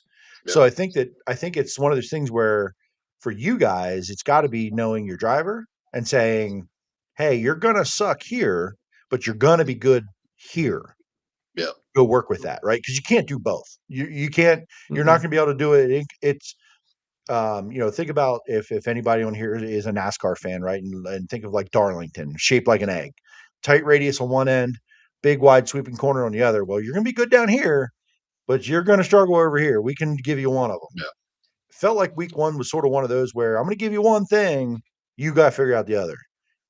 Do you have nights like that normally, or is Lincoln week one an exception where, hey, you're only getting 50% of it? Can you really shoot for 75, 100% of it most nights? I think it really all depends too where you're starting. I mean, if you're starting in the back with a track like that, I mean, I'm probably saying get the start money and just pull in if you're not going anywhere. And even like a track like that, you're slowing down so much getting through the corner to avoid sliding through it. Like, I'm not going to lie, watching Chase slide through it the other day with Freddie in 3 and 4, like I thought he was going to bike up more than what he did. I saw the run coming and I'm like, oh, here he goes. He's going to, cowboy up through here and be bouncing in front of Freddie, and Freddie's just going to look at him and wave as he drives back by. But, those guys had it stuck. And, I mean, that's one of those catch-22 things where it's seeing where you're starting. If you're starting in the back and not really planning on passing, I mean, you're always planning on passing cars, but I think really that depends on how aggressive you're going to be.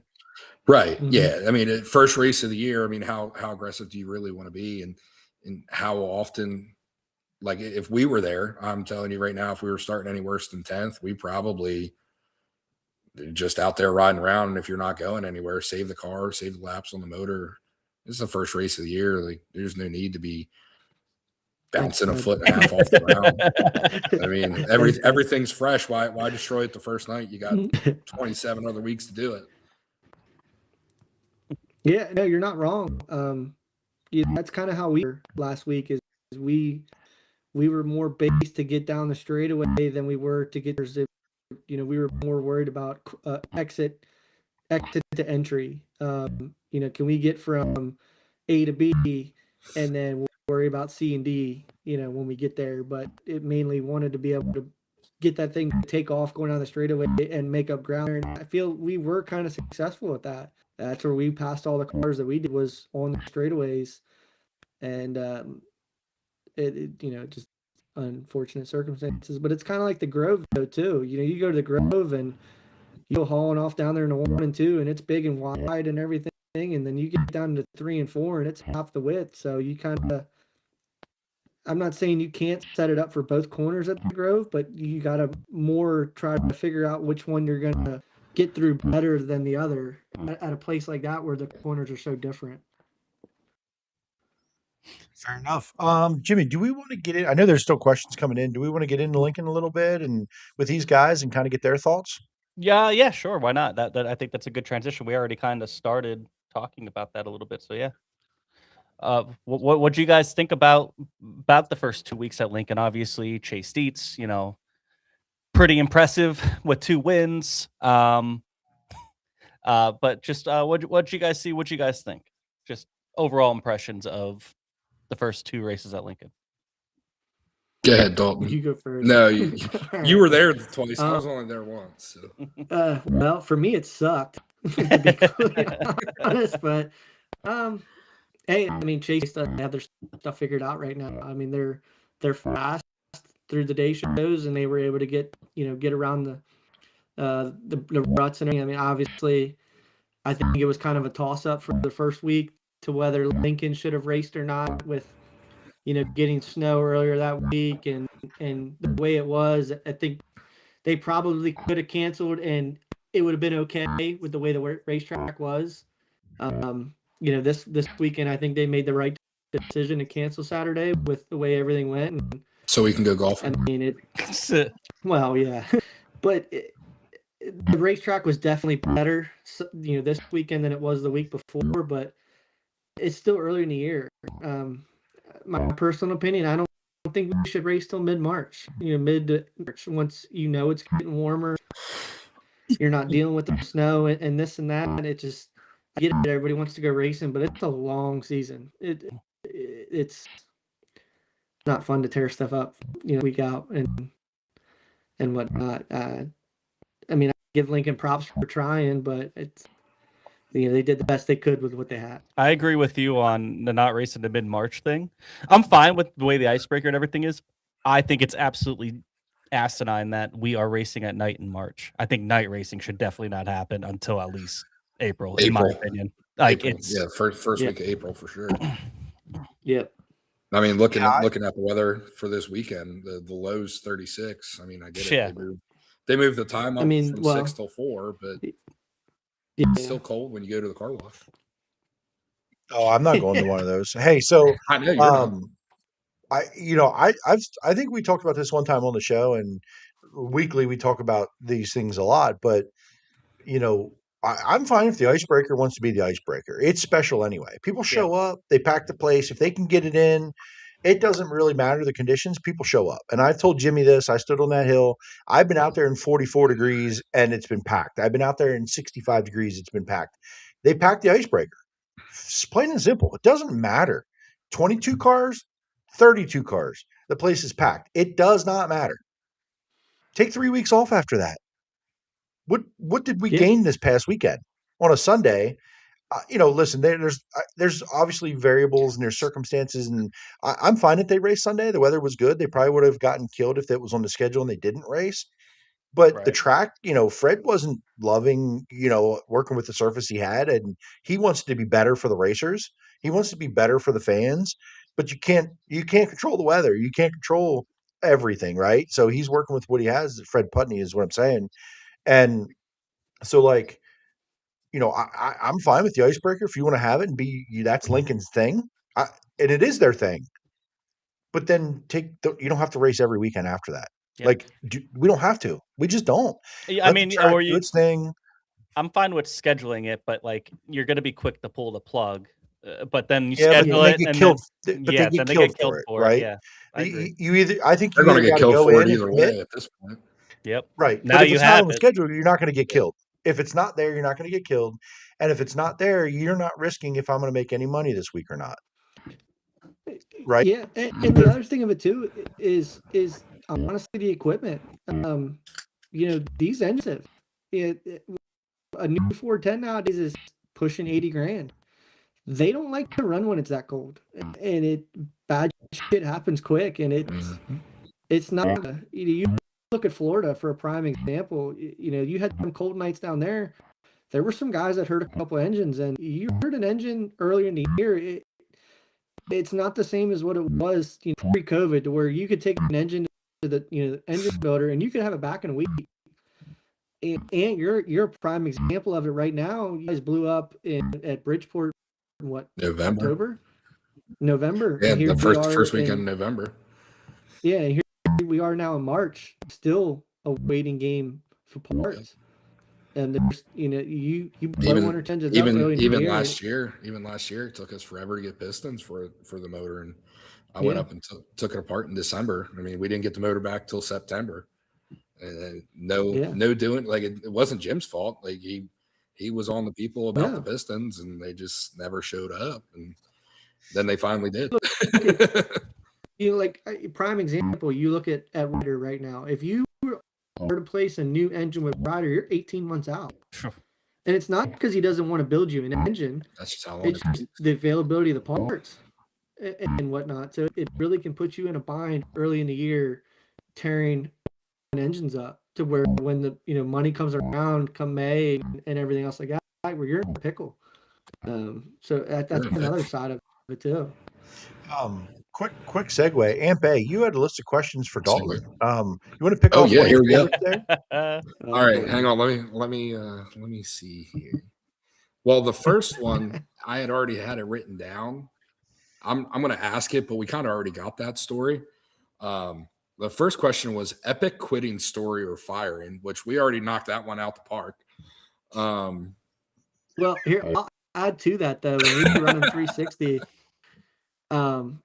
we were pretty shitty the first night of 360 or whatever. We all got fired that night. Through text. So it's it was what it was. All right.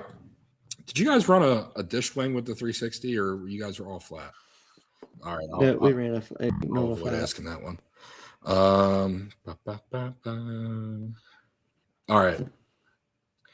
Who was the hardest crew chief driver to work for? Who was the easiest? As far as like Danny doing stuff for, helping, whatever. Danny Lasowski by far was the hardest. That guy's straight business. He's a great guy. Him and I are friends, to this day. But when he gets to the racetrack, it's like a light switch goes off, and it's all business. So he was, at the time, he was a very difficult person to work with, because I think of my age and the way but it was, going of not thinking everything or whatnot. That mindset. Just young dumb kid at the time. Honestly, the easiest. Hayden's gonna get pissed at me for this, but I'm gonna say Donnie. Just the way his mindset and attitude was, like I said, I was scared shitless going in after the Mexican roofer story. Like, it was just a calm, atmosphere. And he was actually a really good cheerleader to me, where there were National Open prime example. I was ready to jump off the bridge, and he's ready to pick you up and be a really, really good cheerleader and a mentor to kind of carry you along and keep you going. I tell you what, the couple times that I worked with Hayden previous to you, he's a pain in the ass to work with sometimes. Sometimes he says, "Oh, we should be doing this. We got to do that." And shut up and worry about driving the car. We got this. That's the thing with Hayden though too. Like, I mean, me, Ant. Sometimes I can, and it works for us though too, because we're both that same type of person, but we can both take the criticism. Yeah. And in 10 minutes, everything's good. Like, we can sit there and scream and holler at each other and motherfucker until we're black and blue in the face for 10 minutes. And then after that, it's all right. Hey, we going against this or what are we doing, kind of deal. And I think that's the passion showing too. I know you want to win. I know he wants to win and do good. And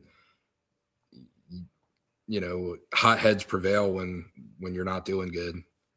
and you get upset quick, and then 10 minutes later you cool down, and it's like, all right, cool, what are we doing now? Yep. But yeah, I get that. All right, so I have one. Let's get back to Lincoln for just a second, from the weekend, and a little bit of controversy during the first heat race. Forgive me for which number heat race it was. I think it was the first heat race. It had Jude Siegel, it had Aiden Hare, and some others, and there were some penalties handed out. Have you guys heard? Did you guys hear this? No. No, I Not haven't. full extent. I didn't. Okay. So if anybody in the background, Jimmy, maybe you can help me here. Look up heat race results from Lincoln. The heat race with Siegel and Aiden Hare and others. That entire heat race, the cars that didn't qualify got penalties and started at the back of the B main because they didn't go across the scales. Ooh. In the drivers' meeting, all drivers I across the got a fun scales. scale story for you too. Okay. So the drivers' meeting, I heard week 1 and week 2 that all drivers go across the scales. When this heat race ended in heat 1, they came across the radio and said top 6 to the scales. So the drivers didn't finish in the top 6, went to their pits. Aiden Hare, Briggs Danner, Jude Siegel, Dylan Norris. Those are the four. There you go. Dylan So Norris, all of DNF these though. guys, the NF. So over the one way, top 6. So those drivers that didn't finish in the top 6, where'd they go? Went to their pit stall.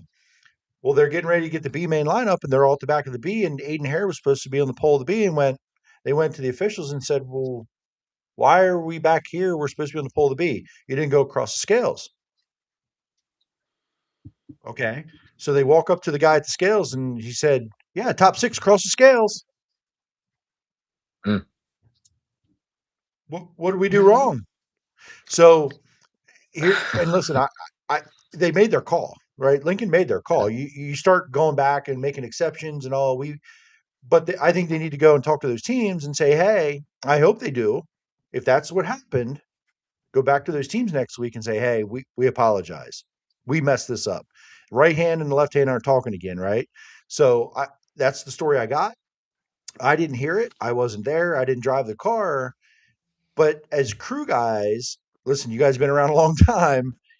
Have you ever come across these things, and has it ever gotten resolved? Have you ever been able to be like, no, like, no, this is wrong? Or is it one of them deals where you just sort of grin and bear it? It's funny. Steve Topper just comments in here because I remember an all-star race one time. I was about to flip the UTV on Steve because I don't even remember what it was, but it was at the Tuscarora 50. With the whole tire thing. Yes. At that time, we got penalized for it. Yeah, it's partially our fault, but at the moment,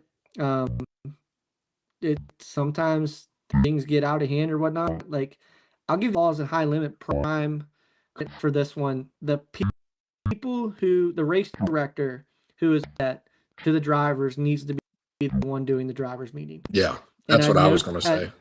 Yep, and I've noticed that local tracks and whatnot that sometimes it could be Ant doing a drivers meeting at Lincoln, and I could be the one on the one way, and I think that's where a lot of the problems get caused with local racetracks. Is you need to have the person who's on the head be the one calling the meeting and making the decisions and making the statements. And then I think you would have a lot of these problems that we do come across because this happens every year. It's not one week. It's all the time that we have the scale or firing before the cone or pass before the cone. I mean, just any little penalty in general. Like last year, prime example was leader goes, you go. That was a big problem for the longest time, and down in Fallujah, guys tearing shit Cody up. Cordell. Yeah, Cody Cordell made it very. He said, "Hey, you go before you're going to the rear," and that's simple as it is.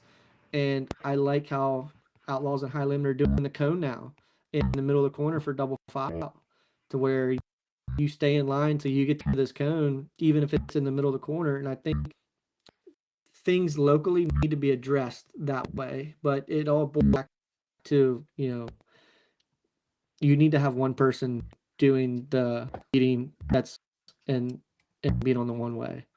or even have them involved. I mean, Yeah. you have somebody talking on the one way, saying one thing, and then usually the official that's having the drivers meeting is the flag man, not even the race director. So that's where you have the too many chiefs, not enough Indians kind of thing, or whatever, however that saying goes. But you have too many people with their hand in the pot that have, and I'm not calling anybody out, but you have too many people in that have authority. But then it's like, oh, well, we said this. Oh, well, the rule is this. And it's like, well, where are we going at here? That's where I stand on it. I mean, you got to have, like what Dalton just said, whoever's running the drivers meeting either needs to have the hand in on the call made, or whoever's making the calls needs to be present at the drivers meeting. Yeah. And I don't know all the people involved in this particular situation, but the fact that they come after the race even have to speak up and tell how many people go across the scales. You did it at the drivers meeting. If you weren't at the drivers meeting, then too bad on you. Yeah. No one should have to speak up after the heat and say, now it should be any amount of cars, 1, 2, 3, 4, 6, 100, all of them. You don't have to say anything. You just need to know, you just got to go. You don't need to be, shouldn't be reminded. You're an adult. So your team's adults, they're people at the track are adults. No one should have to speak up after the heat race, check your flag, and remind guys to go to the scales. You didn't get where it's not our job to remind you. We told you at the drivers meeting. You're told to be at the drivers meeting. There's the rule book. Follow the rule or you're out. Sorry, I don't need to remind you. You're an adult. Why did we even have to say it again? Number one, and that's my first thing, because like it's important to everybody. The track, the cars, the teams. Don't open yourself up to criticism. Don't remind them. You did it at the drivers meeting. You don't need to be reminded again. Yep. To end the sentence. The next thing is, and I don't know how all tracks are ran. I'm sure they're all different. I'm not involved in this, but they need to be a team. Those people, right? Listen, they're either volunteer, they don't get paid a ton of money, it's not their livelihood, they're on the weekend. I get all that. But this is important shit for people. Yeah, it's not making a livelihood that Aiden Hare started last instead of first in the B main in his first 410 race. Yeah, it's Who's going to make the feature? The kid's going to make the feature probably from the pole. Right? And he almost made the damn feature from the heat race, battling with Logan Rumsey, who's been top 10. That matters, to them. So, like, it's got to be treated like a team. And the communication has to be from the beginning of the day, end of the day. They all need to be there. They can't just show up at their post 5 minutes before a car gets on the racetrack and just go about their business, right? Like, I don't know what happens or how much training is involved or how much whatever. But the fact that week 2, drivers meeting week 1, drivers meeting week 2, it's all cars across the scales. And by week 2, we fucked it up. Yep. I don't understand it. And it's going to be different next week, probably. And I get why the teams get mad. Because prime example, you don't make the $100. You make the show with 600 or 500 now or whatever. That's a lot of money. Difference in not making it, especially with the cost. Look at diesel fuel right now to get the rigs of the track, $5 a gallon. Right rear tires down near $400. I mean that it might not sound like a lot of money, $400 when you're running a sprint car, but national level, no, but locally, a small team. Yeah, my team, prime example. That $400 is a big difference, especially for the on Aiden for sure. Like I know, they only have one 410 engine. They're trying to sell their 358 motor to kind of get rolling on another one. Like I think the kid's got talent, and he can drive a race car. He's still young. He's still learning, and something. His first night out, I get it, but that $400 difference there kind of might have just screwed them from a new right rear this week when he starts on the pole, and not the track doesn't see it that way. They're running it like a business. I get it, but if you want to keep it going, the little teams matter too. And I'm not saying singling him out or anything, but goes back to that everybody needs to be on the same page, everybody needs to be on the same team, like Jay-Z just said. Like you can't have 10 different people, all with 10 different ideas, all have a say in what's going on. Well, Steve you know, I just want to read this There, comment real quick. Steve Yes. Topper just says, "How many drivers pay attention at the meeting? Half of them are bullshitting with each other and not paying attention." Which, I mean, I know I see that. I know half the time you can't even hear who's talking if you're not close enough. Yes. well, you know, Yeah. it, I'm going to say this as a fan, and I'm new to drivers' meetings, standing around. This, to me, it tells me a bigger problem Mhm. because how do I want to say this? I don't want to be disparaging to drivers because if I was a driver by August, I'm tired of standing at these Yeah, fucking things. absolutely, yeah. But if it's week 1, week 2, week 3, it's been an off season. I read the rule book. I want to hear every word that they're saying. well, it's funny you say that because there's a prime example. The Outlaws were and one crew member Yeah. to the drivers meeting. Why does a crew member have to go to the drivers meeting? Because The drivers not paying I'm attention. not saying the crew member is busy doing something at that point in time of the night, but at the end of the day, the driver's the one inside the race car.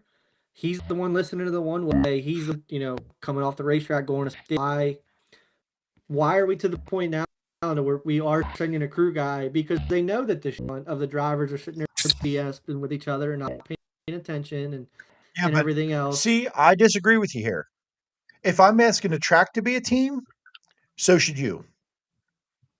You're not wrong. You're not wrong. If I'm Definitely asking not wrong with that. if I'm saying, hey, track, have all your people on the same page, have your shit together. I don't as a crew guy because hey, listen, that at the end of the day, the stats on paper are the stats on paper. You guys as crew guys know the story of why I finished 12th because I got penalized because I had to start 19th when I should have started 7th or whatever. But at the end of the day, that's what stats are on paper about your record. Driver's record, but you were attached to that. So now does it maybe we should treat it the same way? And it is important, even though it's bullshit. How long does it of your life before you got going? You guys show up to the track 3 goddamn hours early, stand around in your shorts for 2 hours and bullshit with the whole pit area, and you don't want to stand there for 5 minutes and listen to a driver's meeting? Come on. Now, if they wanted I'd to have a rather talk driver's to meeting you, in the middle of the Jay-Z. night, huh? It's funny you say that because I'll bring up Eldora a couple years ago, prime example. What was it, Kings Royal, the Courtney situation, where Tyler Courtney went halfway past the scale and his crew member stopped him, and they let it. I mean, do you remember the debacle that was? Yep. I'm sure everybody's seen the videos of Tony, ripping Courtney's ass up and down. To me, right then and there, that should have been if you drive past the scale, you're done. If you spit it out in front of it because you missed it or whatever, that's fine. But if you physically go past it, you're done. That's it. The crew member should not be the one reminding the driver that you need to go to scale. That's on them. They're the ones inside the race car. Yeah. Absolutely. And 100% I it falls agree on with the that. driver first. But listen, if you let's say you go to a new racetrack, you haven't been there before, they have a unique rule, something different. You show up. If you go to an outlaw race and you've only raced outlaw races all year long, you get it. But it's week 1, new racetrack. You show up at Clinton County and they have a certain thing they want you to do, and you'll get penalized if you don't. Yeah. I think you need to have more than a driver just standing there because you might be the last guy to speak under the helmet when you lean in there right before you push them out. Hey, remember, who knows, right? Who knows? It could be something different. So listen, it may not, and you may walk away from that meeting going, yep, same old, same old. But what if it's that one time you have the perfect night going and Yep. it's that one thing, right? Something And we stupid. talk about details. So I don't know. I feel horrible for those guys in that heat number 1. And it was the whole heat. No other heat had a problem week 1. No other heat had a problem after it. What happened here?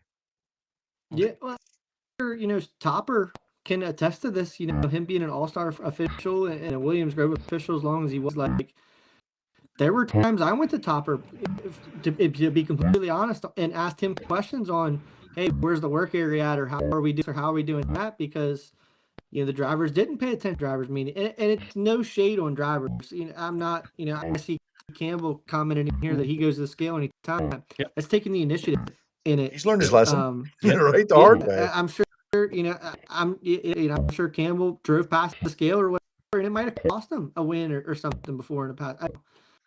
But we had that happen to us last year at the beginning of the year. There you go. Yeah. Yeah. Anyway, all right, Ant, you're back up. Let's Any go. other good questions for him? All right. Well, we'll go on the national level here. If Hayden calls you after this interview here and says, "Hey, we want to go on the road. Where are we going? World of Outlaw or High Limit?" Ooh. Well, where You want my honest? where are I'm you? Outlaw. Where do you want to go? I'm going outlaw racing, and I'll tell you why. I have nothing against High Limit. I'll say that first and foremost. I love High Limit, and I love the way they're doing things. I think High Limit. I'm not a fan of the franchise system. I tickle into NASCAR now. And you and I have had this discussion about it. I'm not a Absolutely. fan of that. And I understand their aspect of wanting to have the fans and the drivers more interaction. I get that. But we shouldn't run time trials and send the drivers to the t-shirt trailer for 45 minutes. Yeah. And then come run heat races. If you want to send the drivers to the t-shirt trailer, Do it at that's the beginning fine. of the night. Hey, drivers need to be here an hour early, and you guys are going to your t-shirt trailer, and if you don't show up at your t-shirt trailer, you're going out last for time trials, and you only get one lap. And you can't start any better than that fifth. kind of deal. Yeah, or like how the Outlaws are. If you missed your spot, you can't time any better than 12th, right, or whatever. Yeah. Like I said, I'm not against what they're doing. I think they have a great business model with what they're doing, but they drag the show out forever. But they're still done Australia. pretty quick. I was gonna say I feel the opposite. I feel like they're most efficient. I do personally. I do hate you run the time trials at 5 o'clock and then the heat races roll off at 7, or at 6, and then the heat races roll off at 7:15 or whatever. That is kind of annoying. But at the same time, depending where you're at in the country, then again too, if you have to do track rework right after time trials, there's something going on too. Mm-hmm. You know what? You know why you're annoyed by it? Because you're at home watching. You want to watch more racing. Yeah, that too. Like I haven't been in Middle Missouri at a high limit race working on a car, right? Like I can't give you that perspective, but at home I'm going, all right, I guess I'll go fucking do something, right? Like, so I'm like, I want to see the heats next, and the break is kind of weird, but at the same time, they're still done at a reasonable hour or reasonable time. Because they're starting qualifying a lot earlier than what you normally would. Yeah, well, that's the thing too, is we're starting at 5 o'clock, and I'm all for earlier start. You look at it. Okay, yeah, we start at 5 o'clock, but they don't. They might be done at 9:30, 10 o'clock, but it's still a 5-hour program, or whatever. Yeah. In that aspect, and like I said, I'm all for the fans. I think it's great to get some more hot dogs, baby. Mm-hmm. Yeah, some more hot dogs. But Dalton, the same aspect. Go ahead. What if you were the car owner? You like the franchise? You like the franchise deal with the money? If you're in it, yeah. Well, you fucking better be if you're going to commit to High Limit, right? I mean, that would be the point. That's the thing. Like, if you ran the High Limit first, these last 2 years, it's fucking. Because look at Rico. Rico, prime example. He's guaranteed what $400,000 this year. That's great.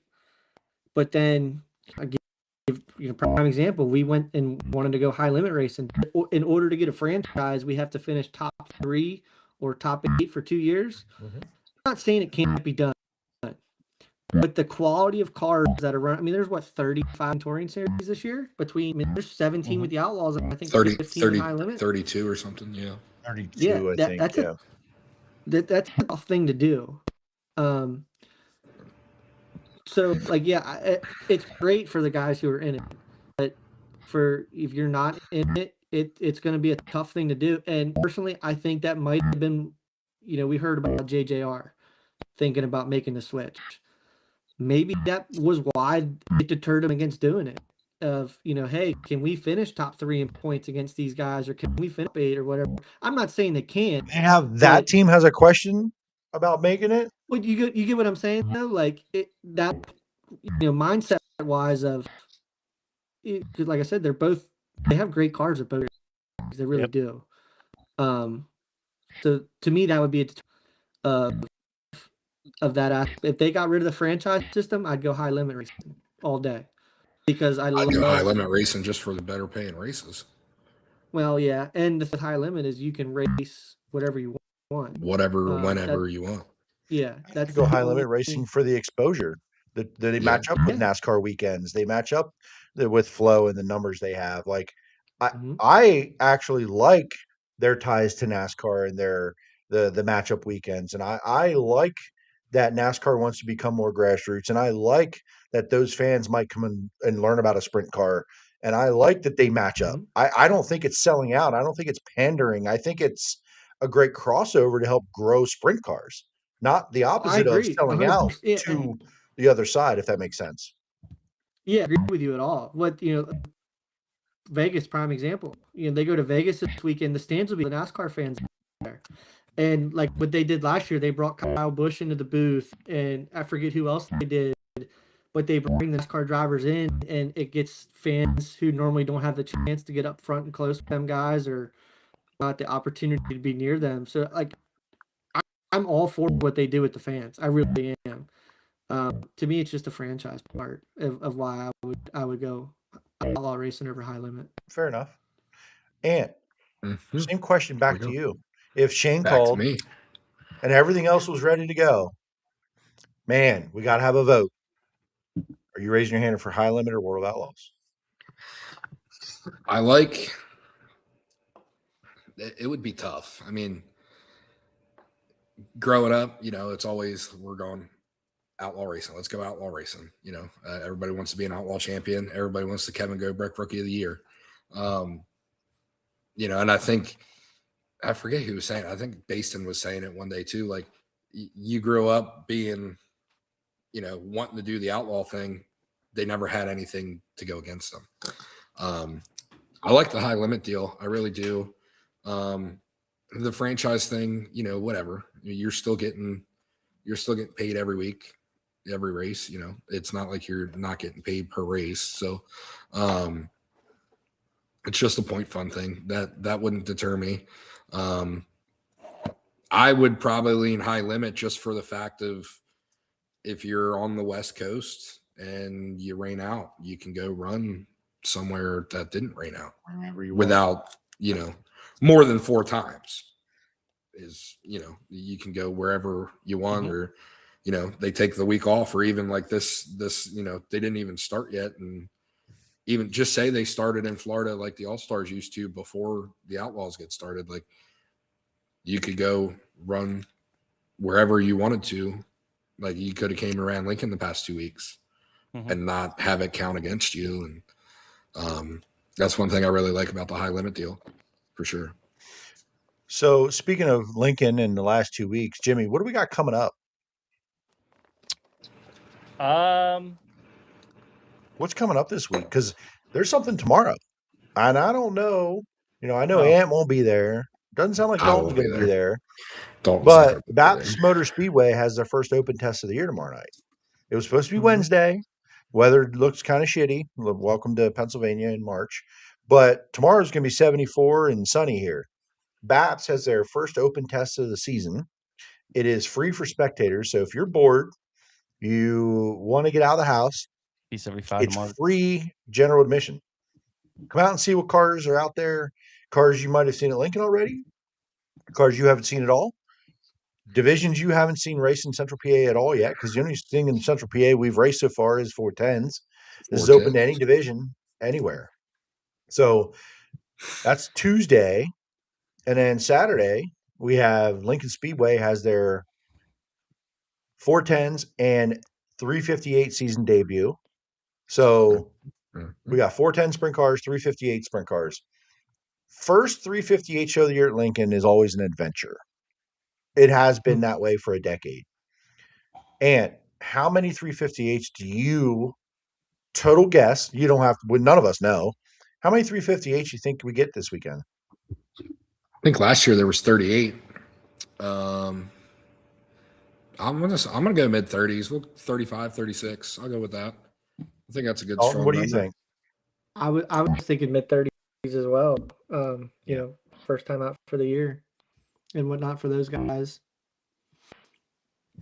But I have a Oh, question for you, Ant. Oh boy, here we go. Yep. I love Crew questions. chief and running a program. What's one thing that you really do during the off season to get yourself ready for the next year? Do during the off season to get myself ready for the next year. Wait till about What are your March. steps? Wait till about March and then start working on the race car. No, I'm kidding.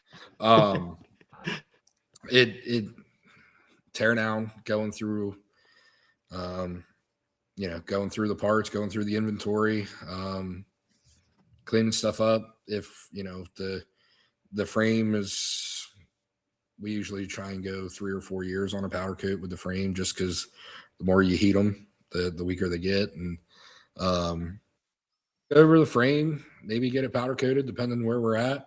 And then just, start going through front ends. We usually try and build a new front end every year.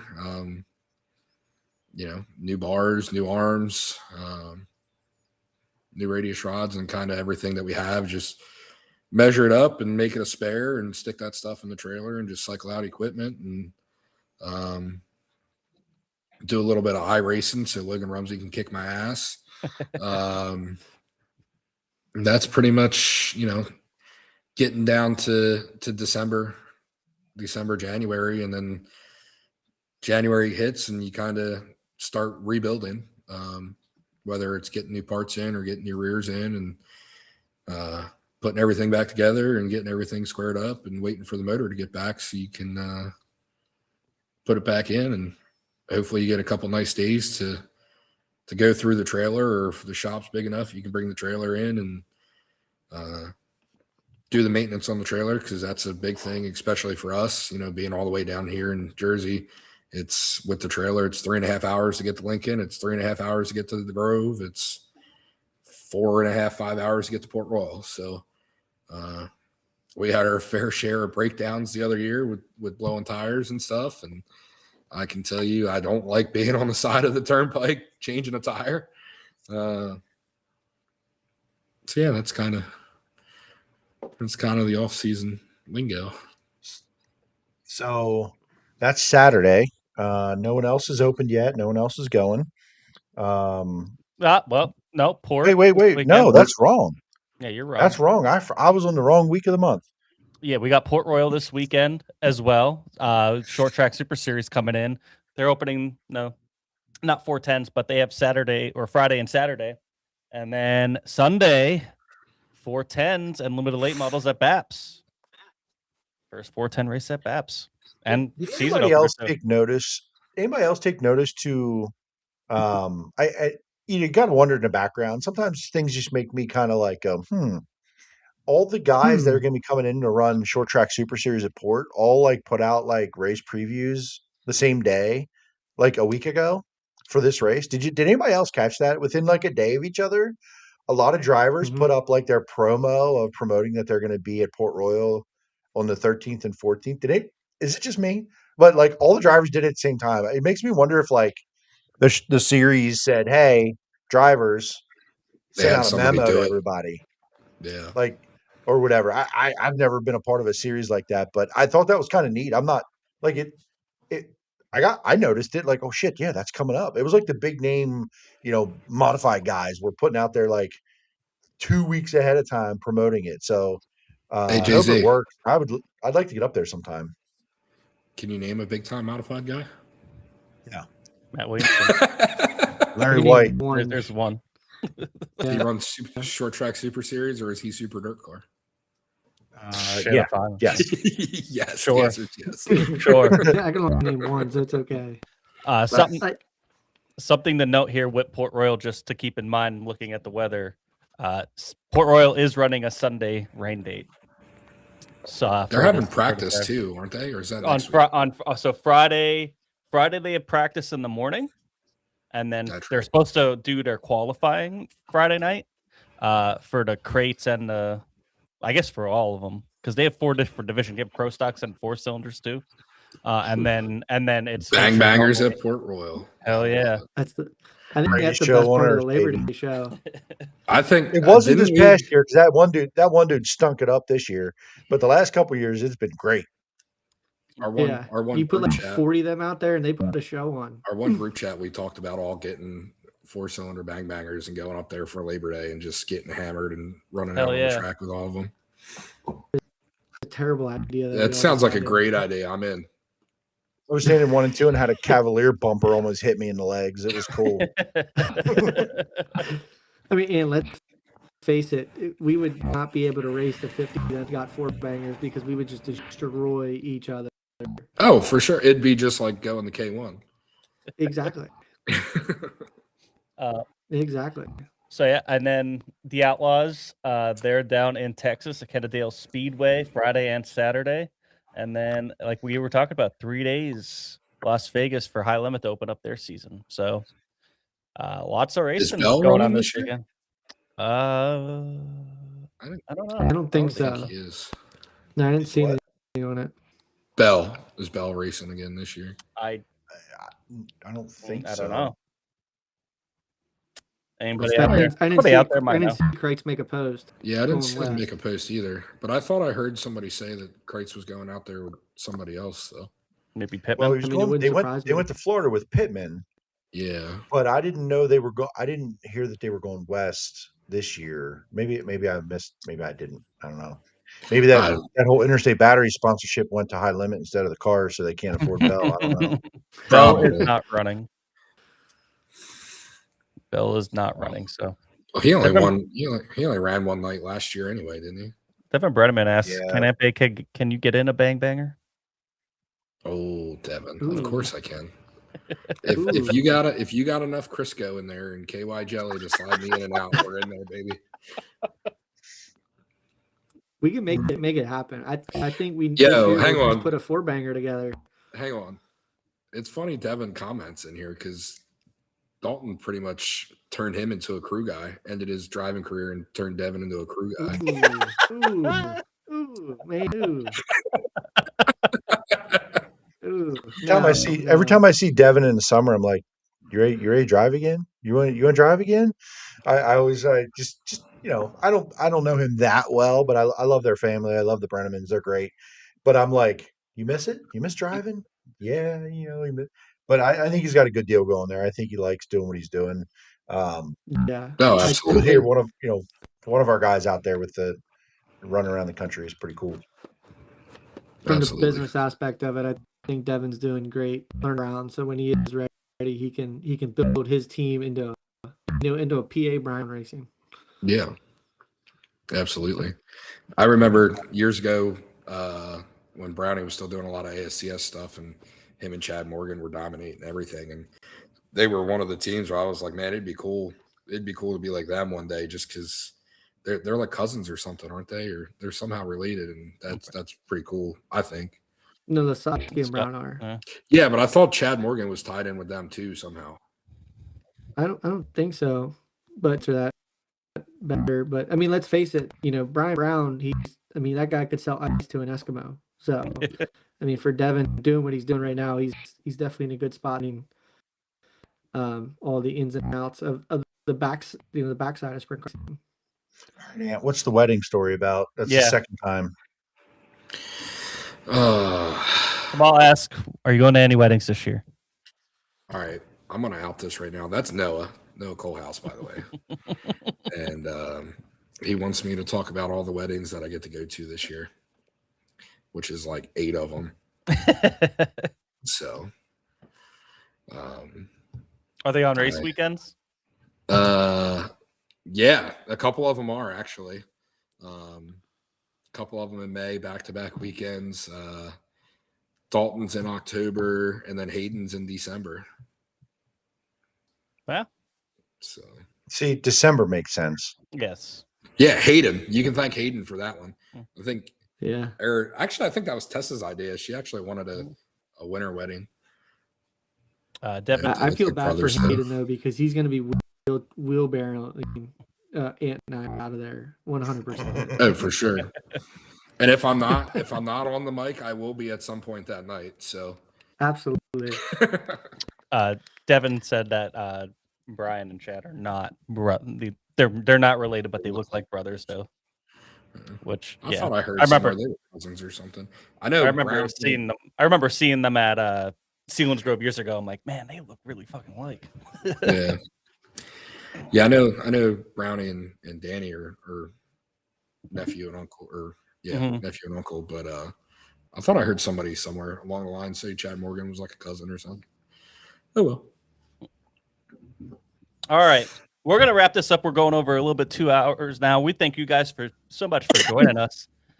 Usually how we close the show out, now that we got racing and everything going, we do our drink it and dump it. So we'll go around, No, hang on. I got a question.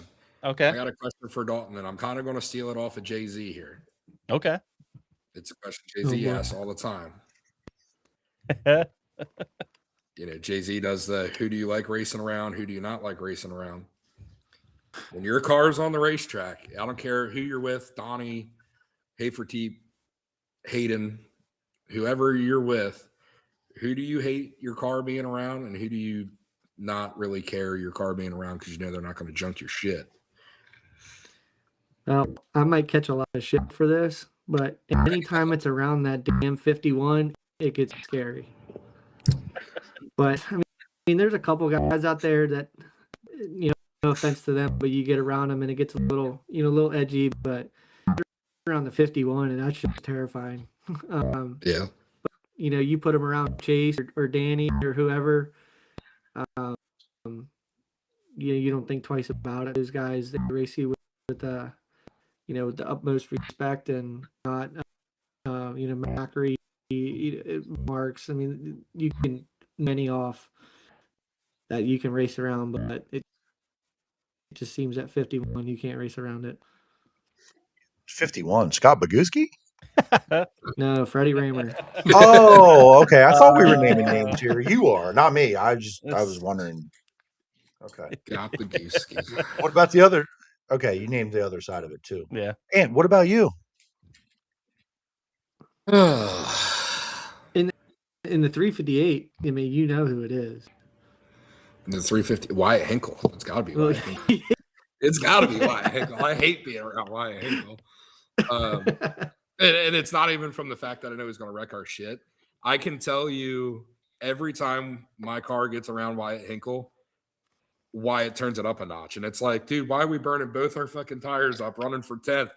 Just let us go, bro.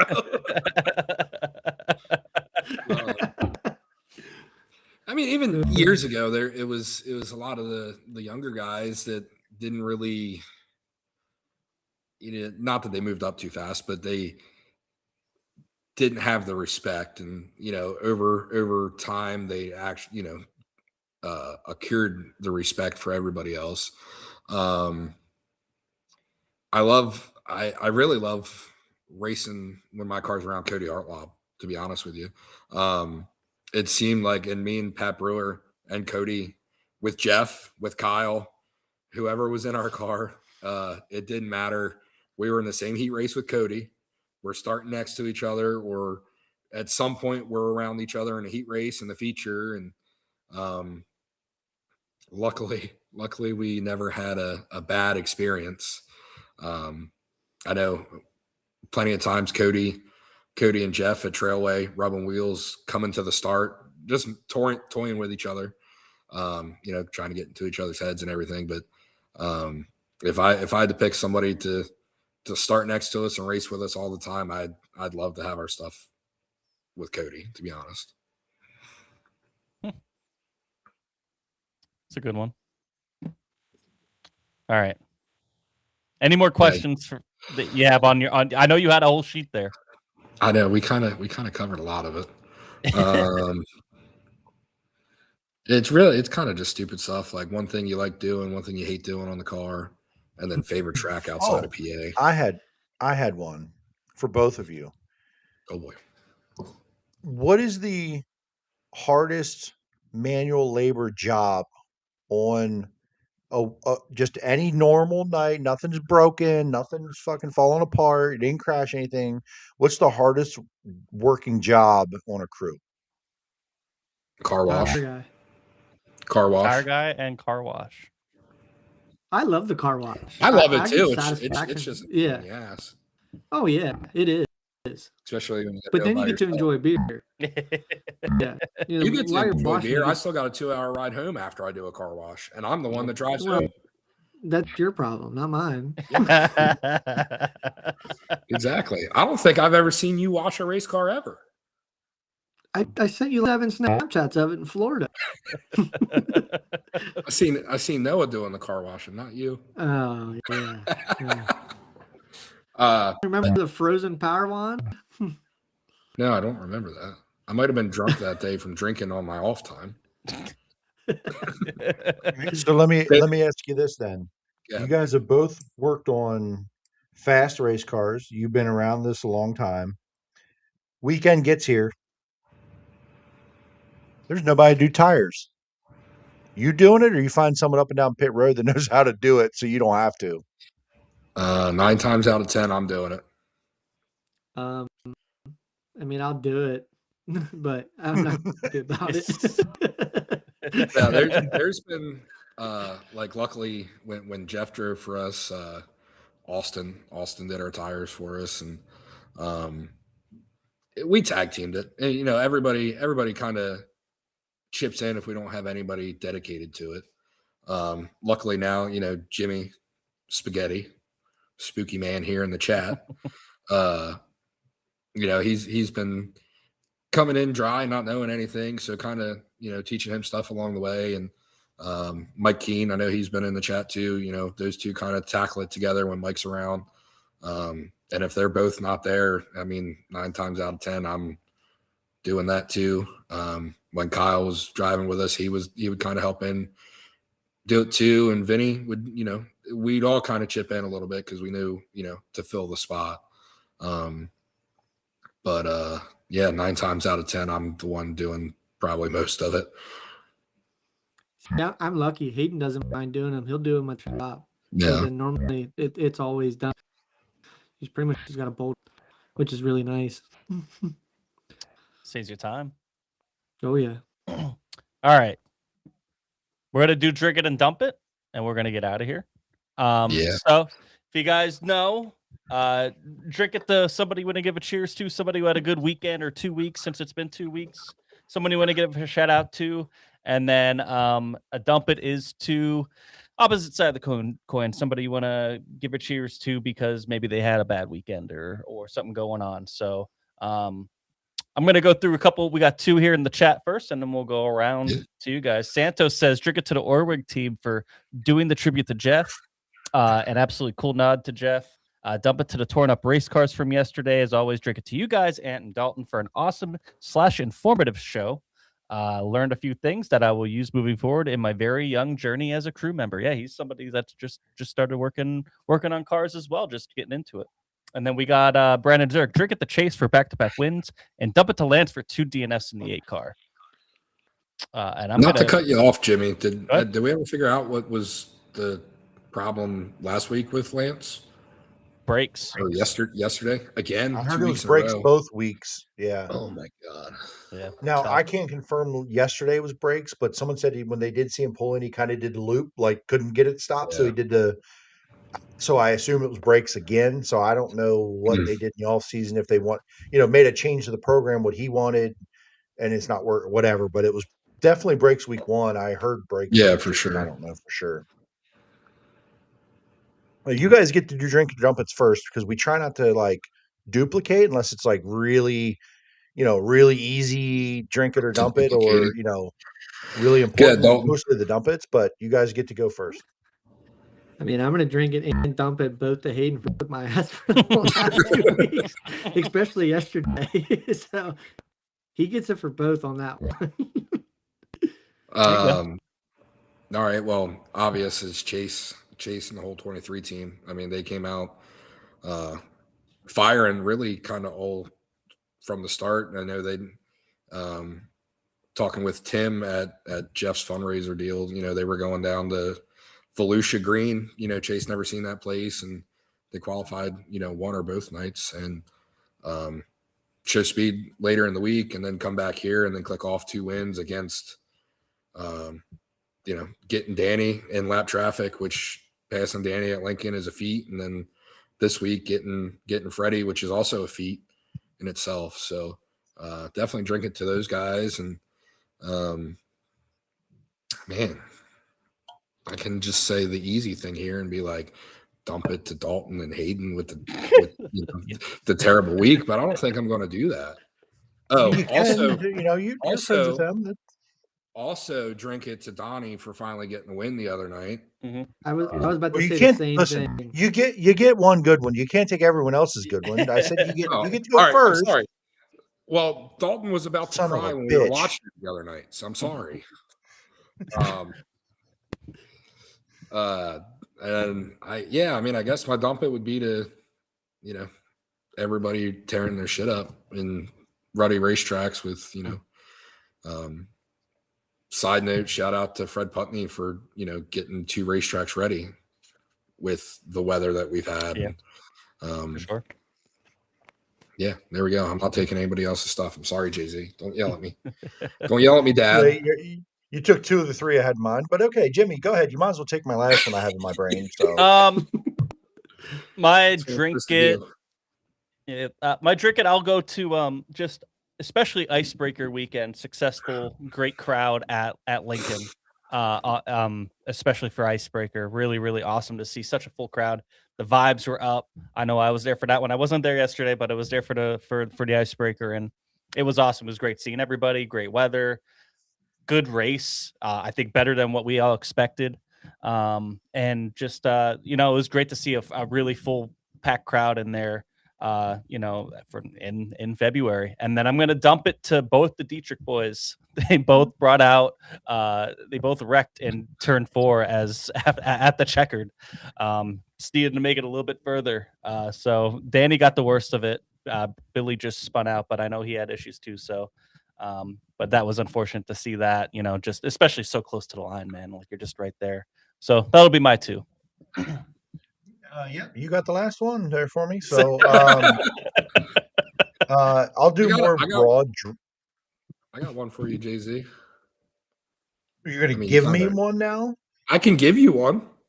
You want me to I think I'm an adult. I can handle this. Are you sure? So drink it to. This is going to be maybe an unpopular one, or like, hey, Homer, but I have no fight in this game. I don't have any investment in it. Nothing, but it's PA Posse TV, because here's why. Week 1 didn't go great, but week 1 they found out pretty damn quickly what their issues were going to be. Sounds like I was there at the racetrack, but Jimmy had the stream. He bought it. Mm-hmm. He said it ended up being really good. The production's been great. Week 1 problems were week 1 problems, and I think that I understand everybody that paid week 1. And when you figured it out, it was free. It was actually given to you for free. You got your money back. 1, 2. If you didn't, you're an idiot at this point. 2, and I'm going to call you an idiot because you should have figured out how to get your money back, or use it to another one in the future. And 2, it was then put up for free. But week 1, listen, I think people need to understand. Yeah, I understand you were a paying customer, but this is week 1 of never doing it before. Yeah. Week 1 of ever. There wasn't preseason. They didn't have a test. They didn't, with demand, they didn't know what they didn't know. So shout out PA Posse TV, because I think this could be a launching pad to something long-term, something good for our sport, something good for these tracks that aren't getting a ton of exposure. The Bedfords, the Clinton counties, the Path Valleys, when we go out there, and even BAP's continuing to do what they do. So I'm going to shout out that group and Lincoln Speedway together, because we've gotten to go see some racing. Yep. It's Pennsylvania. It's March. A lot of the country hasn't gotten out of even snow yet, or even thought about racing, and we get a chance to watch a race or two. So I'll go with those 2. My dump it was going to be Danny. He's not going to get many of those this year because he's going to have a good year.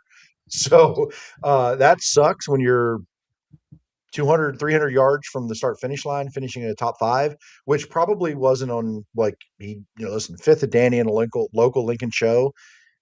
Maybe not a win for him, but it's better than what it ended up being, right? 5th was probably looking pretty damn good now. when you can see the virtual flagman out there waving the checker flag while you're on your side. That's shitty. That sucks. Dump it to him. Beautiful race car, by the way. Made a post this afternoon about it.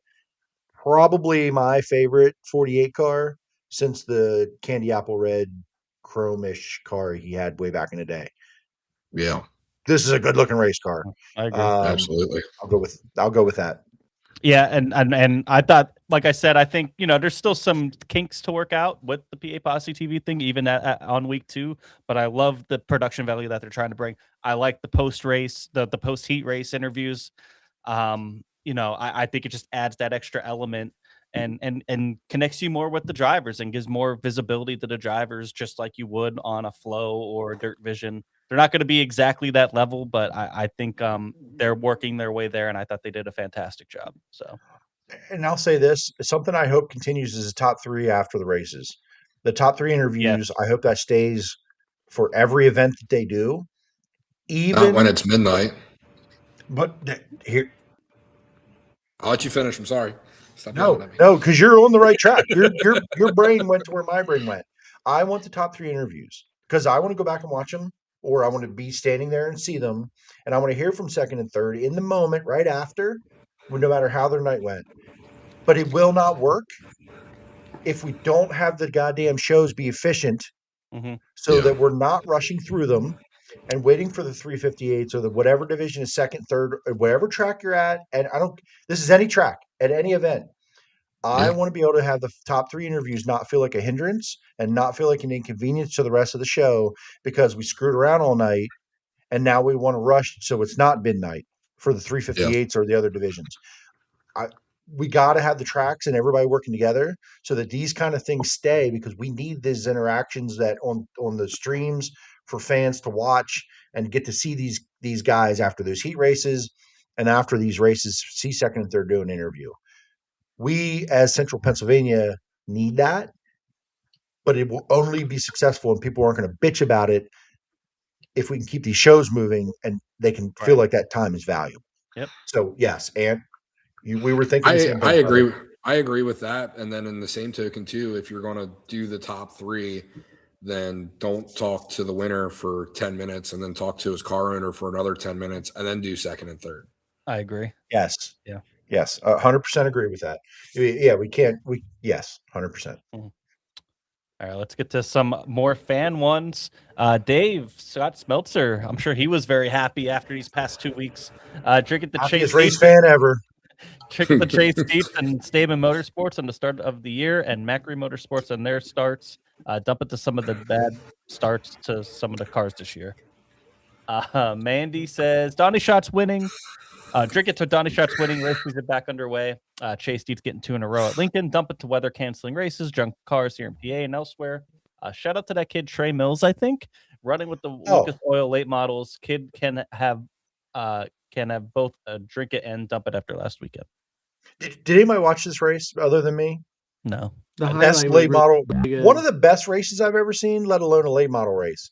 If you haven't seen this race, go back and watch it from, it was Friday night, had to be, right? Or I think it was Friday. Friday night from Golden Isles.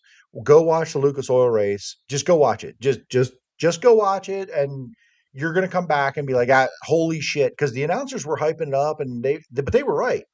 Every minute there was something else. You went, "Holy fuck! What just happened? Is this real?" One of the best races I've ever seen in my life. Go watch it. If you haven't seen it, go watch it. Trey Mills ends up upside down over the guardrail in the Leading. grass up above the racetrack, and they let the damn car sit there because they couldn't get it down. Just go watch it. It sat there. The car sat there while they finished the race. That kind of sounds like unbelievable. Zane Rudisill hanging in the fence for 3 laps the other year. Yeah, I was Crazy thinking shit, the that's same good. thing. yeah. Maybe. Yeah, you know what? It was Saturday because we weren't racing Saturday. Yeah, it was Saturday night. Daniel Lee, drink it to another killer show and getting back in the saddle for another fun year of racing. Thank you, Daniel. And dump it to the rising gas prices, not an additional traveling expense the teams need out of the gate. No, that's for sure. Brad says, drink it to you guys for always supplying an awesome show. Thank you, Brad. Dump it to all the folks who left and missed the last 10 minutes because you said you were going to wrap up the show. My bad. Tyler Murray, drink it to successful PA Posse TV stream yesterday. After fixing the major hosting issues during the Icebreaker, dump it to all the torn up race cars this past weekend. Santos echoes the shout out to PA Posse TV. Production value is great. Had a great second week. I think that's everybody. So, again, To our Coda race last week on iRacing. How'd that go? How'd that go for you? After about the 8th time of me spinning out, I said, screw this, and just watched the rest of it. And apologized to me for spinning out in front of me while I was lapping him. It's like, hey, there goes Ant. I wouldn't have apologized if you didn't touch me, but I had contact points. I was like, oh, that's sorry, right. Dad. That's right. That was that spin. I thought it was a different one. That was the one where you spun off my nose. There was 2 or 3, and then the 3rd time you came to lap me, I was like, I'm just going to get off the track now. And Bay's going to be a cup driver. That's asphalt guy confirmed. Not on a road course track, that's for sure. I was having fun at Atlanta until Tyler Shell turned right. Until you weren't. I mean, that's the way they go. Tyler Shell likes to turn right for some reason. That's why I said that. The turns go left. I need to get in. Yeah, we have a blast in this Cup League on Wednesdays, and we have our Posse League on Tuesday and Thursdays. So we have a blast. So, Ant, Dalton, thank you guys so much again for joining us and giving your insight on things. Yeah. This is a really glad fun to be show. back here with you guys. I know we've talked about it a couple times. Glad to finally absolutely follow through with it. Yeah, thank you. Next week, hopefully we have some more racing to talk about. Maybe we'll have another guest on.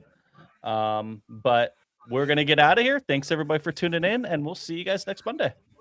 See you guys. Thanks.